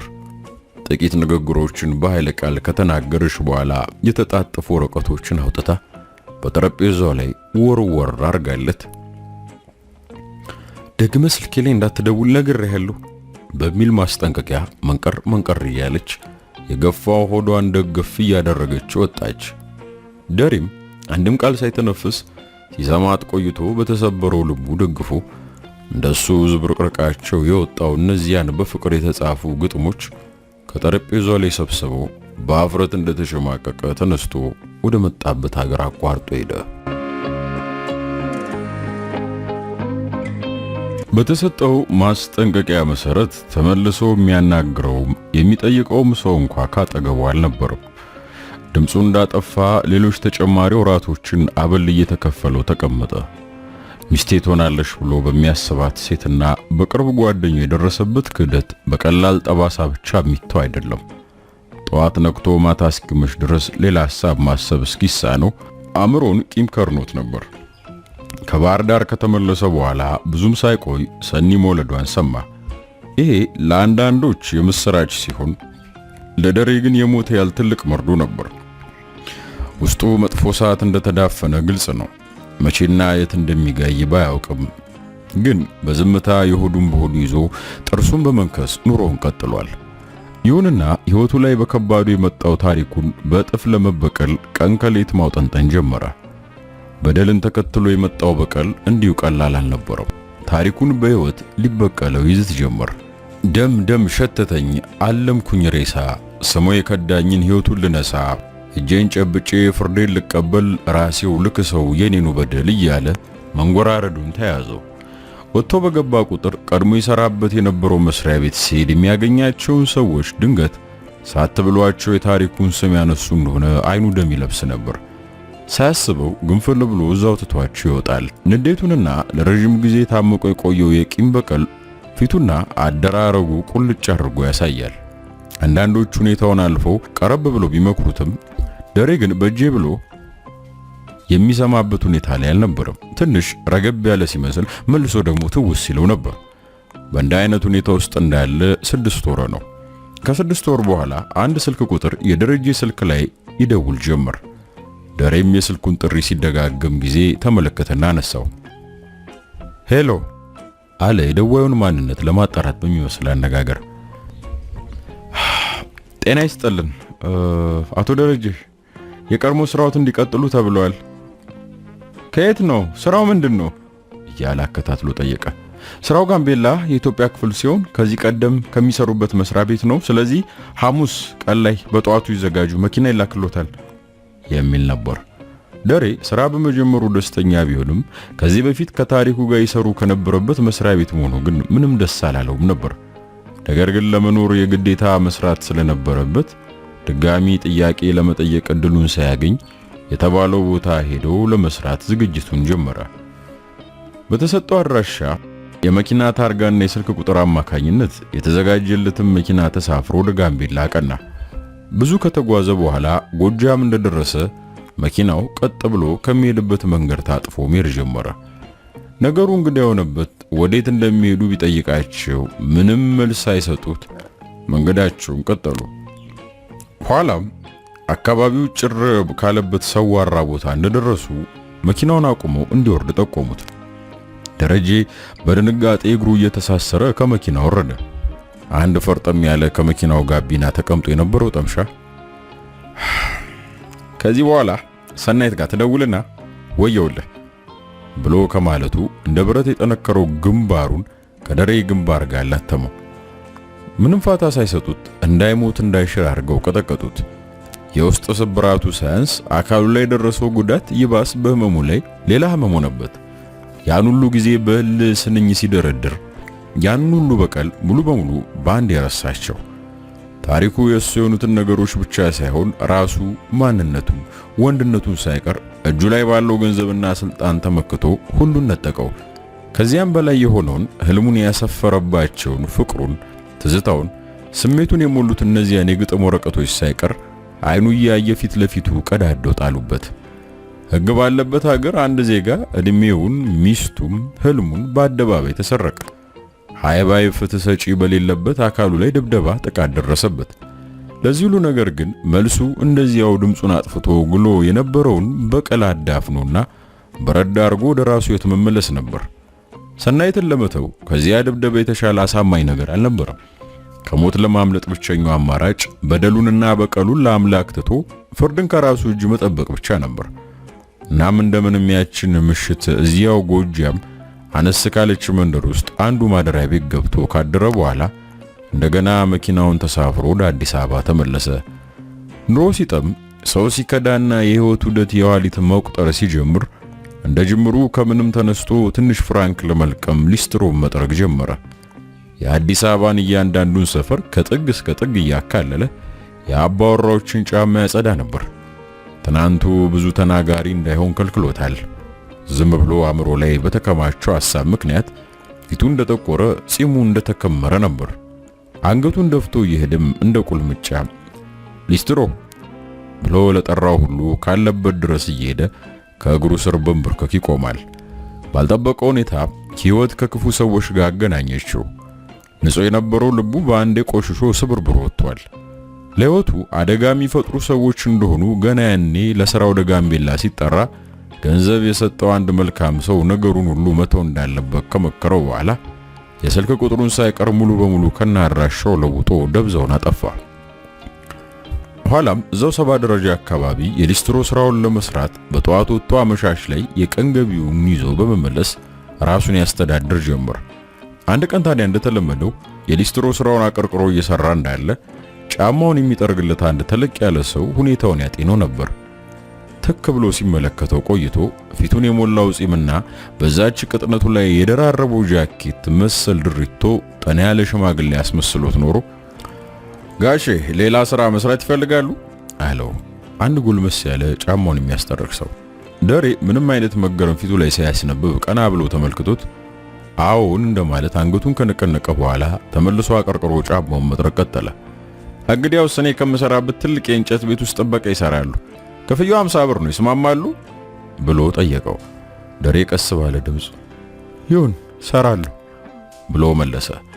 ደሬን በፊት ለሚያውቀው ሰው እውነትም አንድ የጃጀ ሽማግሌ እንጂ ድሮ ሲለብስ የሚያምርበት ገና ሮጦ ያልጠገበ ወጣት ጎረምሳ አይመስልም ነበር።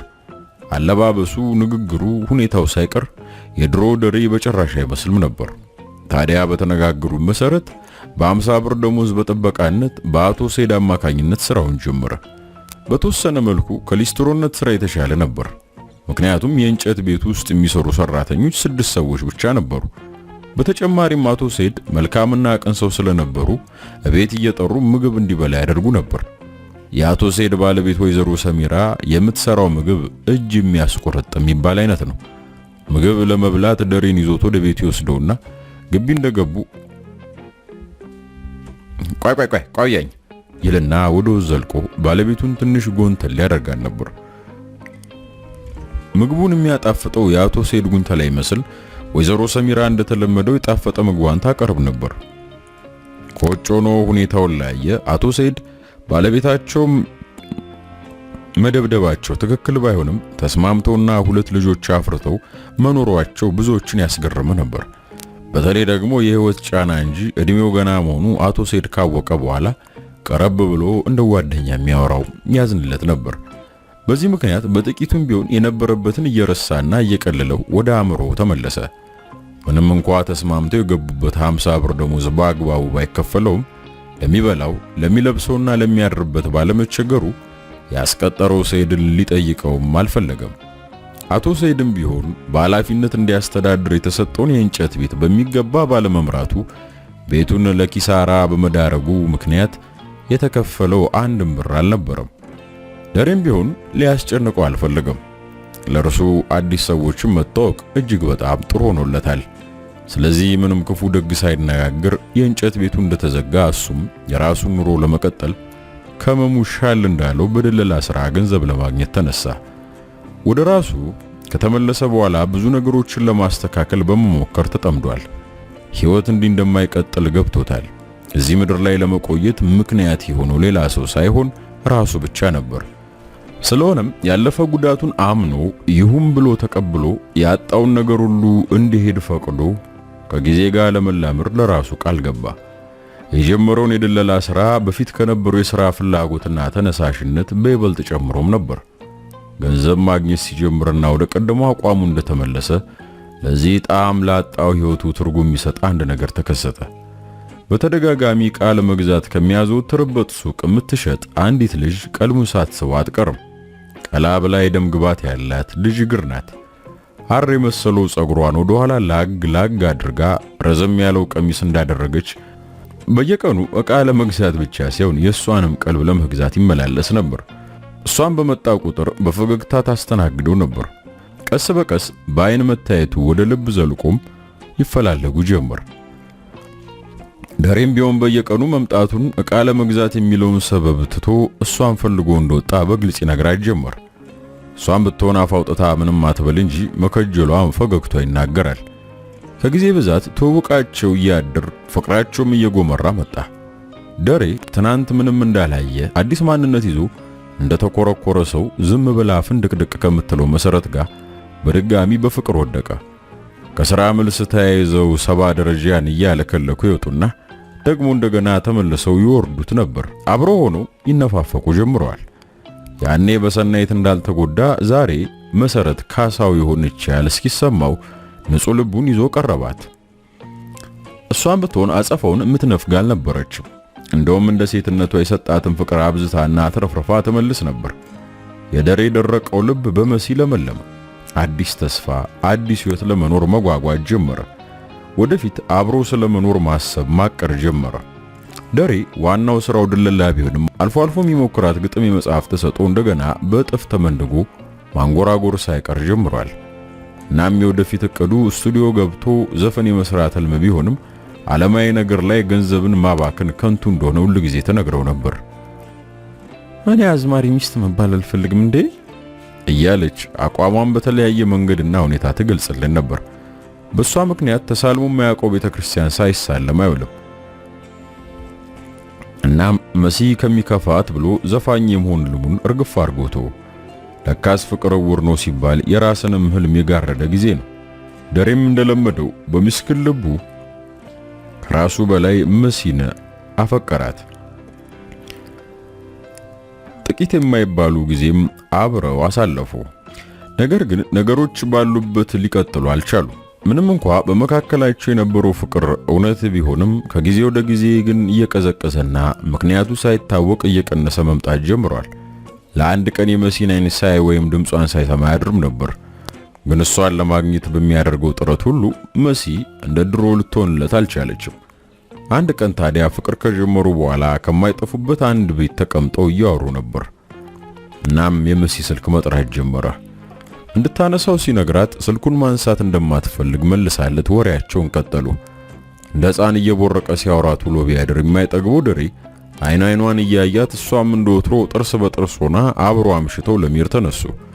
ከዛም ሲደወል የነበረው ስልክ አሁንም በድጋሚ መጥራቱን ቀጠለ። የዚህን ጊዜ መሲ ስልኩን አንስታ ማውራት ጀመረች። ሄሎ፣ አሁንማ ሌላ ቦታ ነኝ፣ እዛው ሰፈር ጠብቀኝ እያለች ነበር።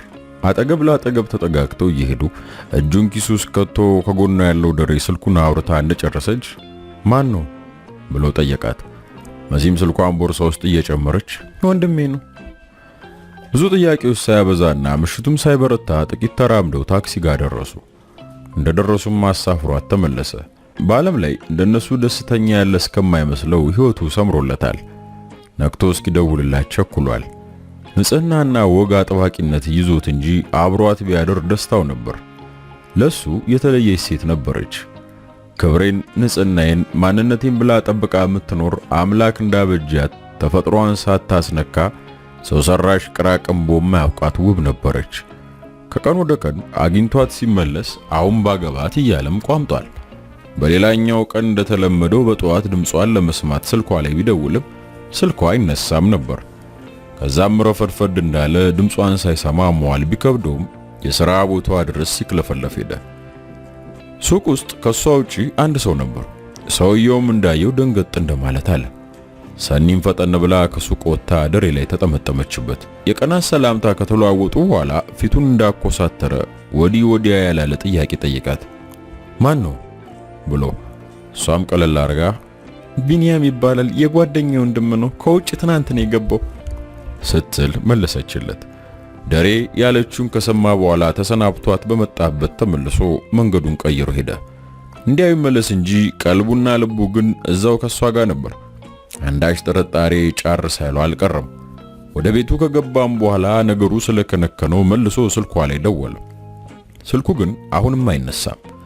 አንዴ ብቻ ሳይሆን በተደጋጋሚ ምናልባትም በሚያስገርም ሁኔታ 30 ጊዜ ቢደወልም መልስ ግን ሊያገኝ አልቻለም። በዚህ ምክንያት ያንን ሁሉ ፍቅር በአንዴ ቅናት መጥቶ ደና የተረጋጋው ልቡን በጠበጠው። መልሳ እንድትደውል ቢጠብቅም ቀን ከመቁጠር ውጪ እሷ የምትመጣ አይነት አይደለችም። ነገሩን ለማጣራት እንደለመደው ለቀናት የጠፋችበት ፍቅረኛውን ለማየት ወደ መስሪያ ቦታዋ ገሰገሰ። እንደደረሰም መሲ እዛው ሱቅ ውስጥ ነበረች። ፊት ለፊት ለማጋፈጥና ምክንያቷን እንድታስረዳው ለመጠየቅ ድፍረቱም አቅሙም አልነበረውም። ፊቷ ቆሞ የምትለውን ብቻ ለመስማት ተዘጋጀ። ይቅርታ አድርገልኝ ደሬ፣ እንግዲህ ስለመጣብኝ ነው አለችው ለማየት በሚያሳሱት አይኖቿ እየተቁለጨለጨች። ስልክሽ ታዲያ ለምንድን ነው የማይነሳው? ሳይለንት ነበር፣ በዛ ምክንያት ነው። ይልቅ ይቅርታዬን እንድትቀበል ዛሬ አብረን ነዋል ብላ ሱቁም መዝጋት ጀመረችና ተያይዘው ሄዱ። ነገሩ ባይዋጥለትም ናፍቆቱ ከጎኑ ከቅፉ ሆና ሲያገኛት ሁሉም ነገር አስረሳው። የዛን ዕለት እንደ ሕፃን ሲቦርቁና የአዲስ አበባን አውራ ጎዳና በልፊያ ሲያካልሉ ቆይተው በናፍቆት ባከማቸው የፍቅር ቃላት ፍቅራቸውን ተሰባብከው ተለያዩ። ጥቂት ቀዝቀዝ ብሎ የነበረው ፍቅር ትንሽ ሞቅ ማለት የጀመረ ይመስላል። መርሳትን የመሰለ ነገር የለም። ድጋሚ ለማፍቀር እድል ይሰጣል። ምናልባት ከትናንት በላይ ደሬም ጋር የሆነው ይህ ነው። ትናንት ላይ ብዙ ጥርጣሬ፣ ብዙ ክህደት ቢኖርም መሲን ያስጠረጠረውን ጉዳይ ወደ ጎን በመተው እንዲሁ በደፈናው ንጹህነቷን ወዶ መቀጠል መረጠ። መሲ ግን ይህን የደሬን ምስኪንና ገራገር ልብ ዝም ብሎ እንዲያፈቅራት አልፈቀደችም። አንድ ቀን ምሽት ደሬ መሲ ቤት በድንገት ይሄዳል። እንደሄደም ከበሩ ላይ እንዳለ አንድ ድምፅ ይሰማ ጀመር። በሩን ከፍቶ ገባ። ወደ መሲ ጠጋ ብሎ ድምፁን ቀነስ አድርጎ ማን ነው ብሎ አፋጠጣት። እሷም ርበትበት እንደማለት ብላ ከገዳም ሰፈር ቆይቶ የመጣ የነፍስ አባቴ ነው አለችው። ታዲያ አንቺ ጋር ሊኖር ነው ብሎ በድጋሚ ጠየቀ። አዎ ያው ግዴታ አይደለ፣ ይልቅ እህትን መሄድ አለብን በማለት ፈጠን ፈጠን እያለች እንዴት አደረገችው። ከዛ ቀን በኋላ ግን ደሬ መሲ ጋር ደጋግሞ ቢደውልም በቀላሉ ሊያገኛት አልቻለም። ጥርጣሬው መሬት ይዞ የሚጨበጥ እውነት የያዘ መሰለው። እንደ ሰናይት ልቡን ለመስበር የተላከች እርግብ መሳይ የሰይጣን መልእክተኛ ቁራ የሆነች መሰለው። እንደ ድንገት ያነሳችለት እንደሆነ ገዳም መሄዷን ተነግረው ነበር። አላስችል ሲለው ወደ ቤቷ ሲሄድ ደግሞ በተደጋጋሚ ማውራት እንደማትፈልግ እየነገረችውም ተሸኘው ነበር። ባገኛት ቁጥር አይኗ ላይ ያለው ያላለቀ ፍቅር የሚጣራ ቢሆንም ድርጊቶቿ ግን ፊት የሚሰጥ አልነበረም። ደሬ ግራ በመጋባት የመሲ መለወጥ እያስከፋው መጥቷል። በዚህ ሁኔታ ጥቂት የማይባሉ ከባባድ ቀናቶች አለፉ። ድንገት ከደወለች ብሎ ስልክ ላይ እንዳፈጠጠ ይነጋል። ይመሻል። ሲጠብቅ እንደቆየው አልቀረም። መሲ ደወለች። ሰፍ ብሎ በድባቴ ከተጋደመበት አልጋ ፈንጠር ብሎ ስልክ አነሳና ሄሎ መሲ አላት። መሲ ለስለስ ባለ ድምፅ ላገኝ ይፈልጋለሁ ብላው በተለመደው ሰዓትና ሁሌ በሚገናኙበት ቦታ ለመገናኘት ተቀጣጠሩ። ሰዓቱ ደርሶ በቦታው ሲደርስ ግን እንደጠበቀው የቀድሞ አይነት የፍቅር ቀጠሮ ሳይሆን ሌላ ድባብ ነበረው። እሷም እንደመጣች ግን አቁጭ ከማለቷ መናገር ጀምራለች። ፊቷ ደህና አልነበረም። ይቅርታ አድርግልኝ ደሬ፣ አንተ መልካም ሰው ነው። ከዚህ በፊት አትስራ ያልኩን ዘፈን መስራት ትችላለህ እና ደግሞ ዋናው ነገር እኔና አንተ። አይኗ ላይ የሞላው እንባ ሳግ እየተናነቃት ንግግሯን አቋረጠች። ደሬም ንግግሯ አስደንግጦት ምን እያልሽ ነው? እኔና አንቺ ምን? በቃ እኔና አንተ አብረን ተጋብተን መኖር አንችልም። ሌላ ሰው እንዳገባ ቤተሰቦቼ ይፈልጋሉ ብላ ጉንጯ ላይ የሚወርደውን እንባ መጠራረግ ያዘች። ግራ እንደተጋባ ልቡ ላይ የሆነ ከባድ ድንጋይ እንደወደቀበት አይነት ስሜት ተሰማው። ማመን ተስኖታል። ግን እኮ በጣም ነው የማፈቅርሽ ከማለቱ ብድግ ብላ ሰርጌ በቅርቡ ነው፣ አብረን መሆን አልችልም ብላ ጥላ ሄደች። ፍቅር እንደ ጥላ የሚሸሸው ደረጀ ለሁለተኛ ጊዜ ልቡ ተሰበረ። ከመሲ ጋር ያሳለፈውን ጊዜ ባይጸጸትበትም የመሲን ድርጊት እንደ ክህደት ባይቆጥረውም፣ ነገር ግን ከዚህ ሁሉ ነገር በኋላ የኔ ብሎ ተንከባክቦ ያቆየው ነገር የሱ እንዳልሆነ ሲያውቅ መቀበል ከብዶታል። የመሲን መልካምነትና ዛሬም ድረስ በሚያስፈልገው ነገር ሁሉ ልትረዳው እንደምትፈልግ ስትነገረው እንዲሁ ተራ ሴት እንደሆነች መቁጠር አልፈልግም። ደሬ ከመሲ ውሳኔ በኋላ ትናንት ያቀደውን ዛሬ ያጣውን ነገር ማሰብ አቆመ። ሕይወት ከፈተና ውጪ እንደማትሆን ተረዳ። የሱ የሆነችውን የመጨረሻዋን ሔዋን እስኪያገኝ በተስፋ ለመኖር ወሰነ። ያኔ የተሰባበረው ለዛሬ ብርታት ሆኖታል። አቋሙንና ሁኔታውን መተው በሚሄዱ የሕይወት ገለባዎች ስሜታዊ ከመሆን ድኖ ነገን በመጠበቅ ላይ ነው። ሁላችን ብንሆን ያጣናቸው ሰዎች፣ የተበላሹብን ነገሮች፣ ምናልባትም ያለቀም ይመስል ተስፋ ውስጥ ኖረናል፣ አሊያም እየኖርን ነው። ዋናው ቁም ነገር ግን ትናንትን ጥሎ ዛሬ ላይ በመቆም ነገን አሻግሮ መመልከት መቻል ነው። በሕይወት ስንኖር ጊዜን ጨምሮ ሁሉም የሚሄድ ነው። እኛም ከሚሄዱ ጋር አብረን ከሚሄድ ከቆምን ሕይወት ሌላ አማራጭ አትሰጠንም። መቆም ማለት ጥሎን የሄደን ሰው እያሰቡ ከማላዘን ወይም እስኪመጣ በመጠበቅ ተስፋ ውስጥ መቃዠት ነው። በዚህ ተግባር ደግሞ ተሸናፊ መሆን እንጂ ድል አድራጊነት አይታሰብም። ሕይወት እንዲቀጥል፣ ፍቅር እንዲደራጅ ከደረጀ ሕይወት ታሪክ ትናንትን ጥሎ ወደ ነገ ስለሚሄድ እንማር።